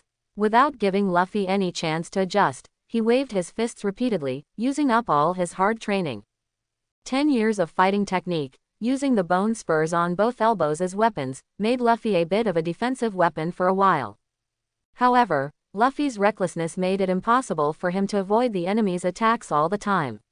Therefore, gradually, even if Luffy suffered some damage, he still had to give the Hatred a powerful attack. Hit. Soon, Luffy was panting and his body was covered with blood and bruises. After all, he is still a mortal body, and he hates it because he has super strength, super endurance, and super recovery ability due to mutation. Therefore, if he persists like this, Luffy will eventually be exhausted. Too hateful. What's more, Luffy entered the second gear at the moment, which is an extremely physically demanding state. Especially Tony, who helped him develop second gear, said that this state will put a huge burden on the body. At the moment, Luffy had already felt the consequences of overusing second gear. He felt as if his limbs were filled with lead, becoming heavier and heavier. He smiled bitterly and looked at Hatred, who was still unscathed. Oops, I might really die. I hope everyone will support it and subscribe more.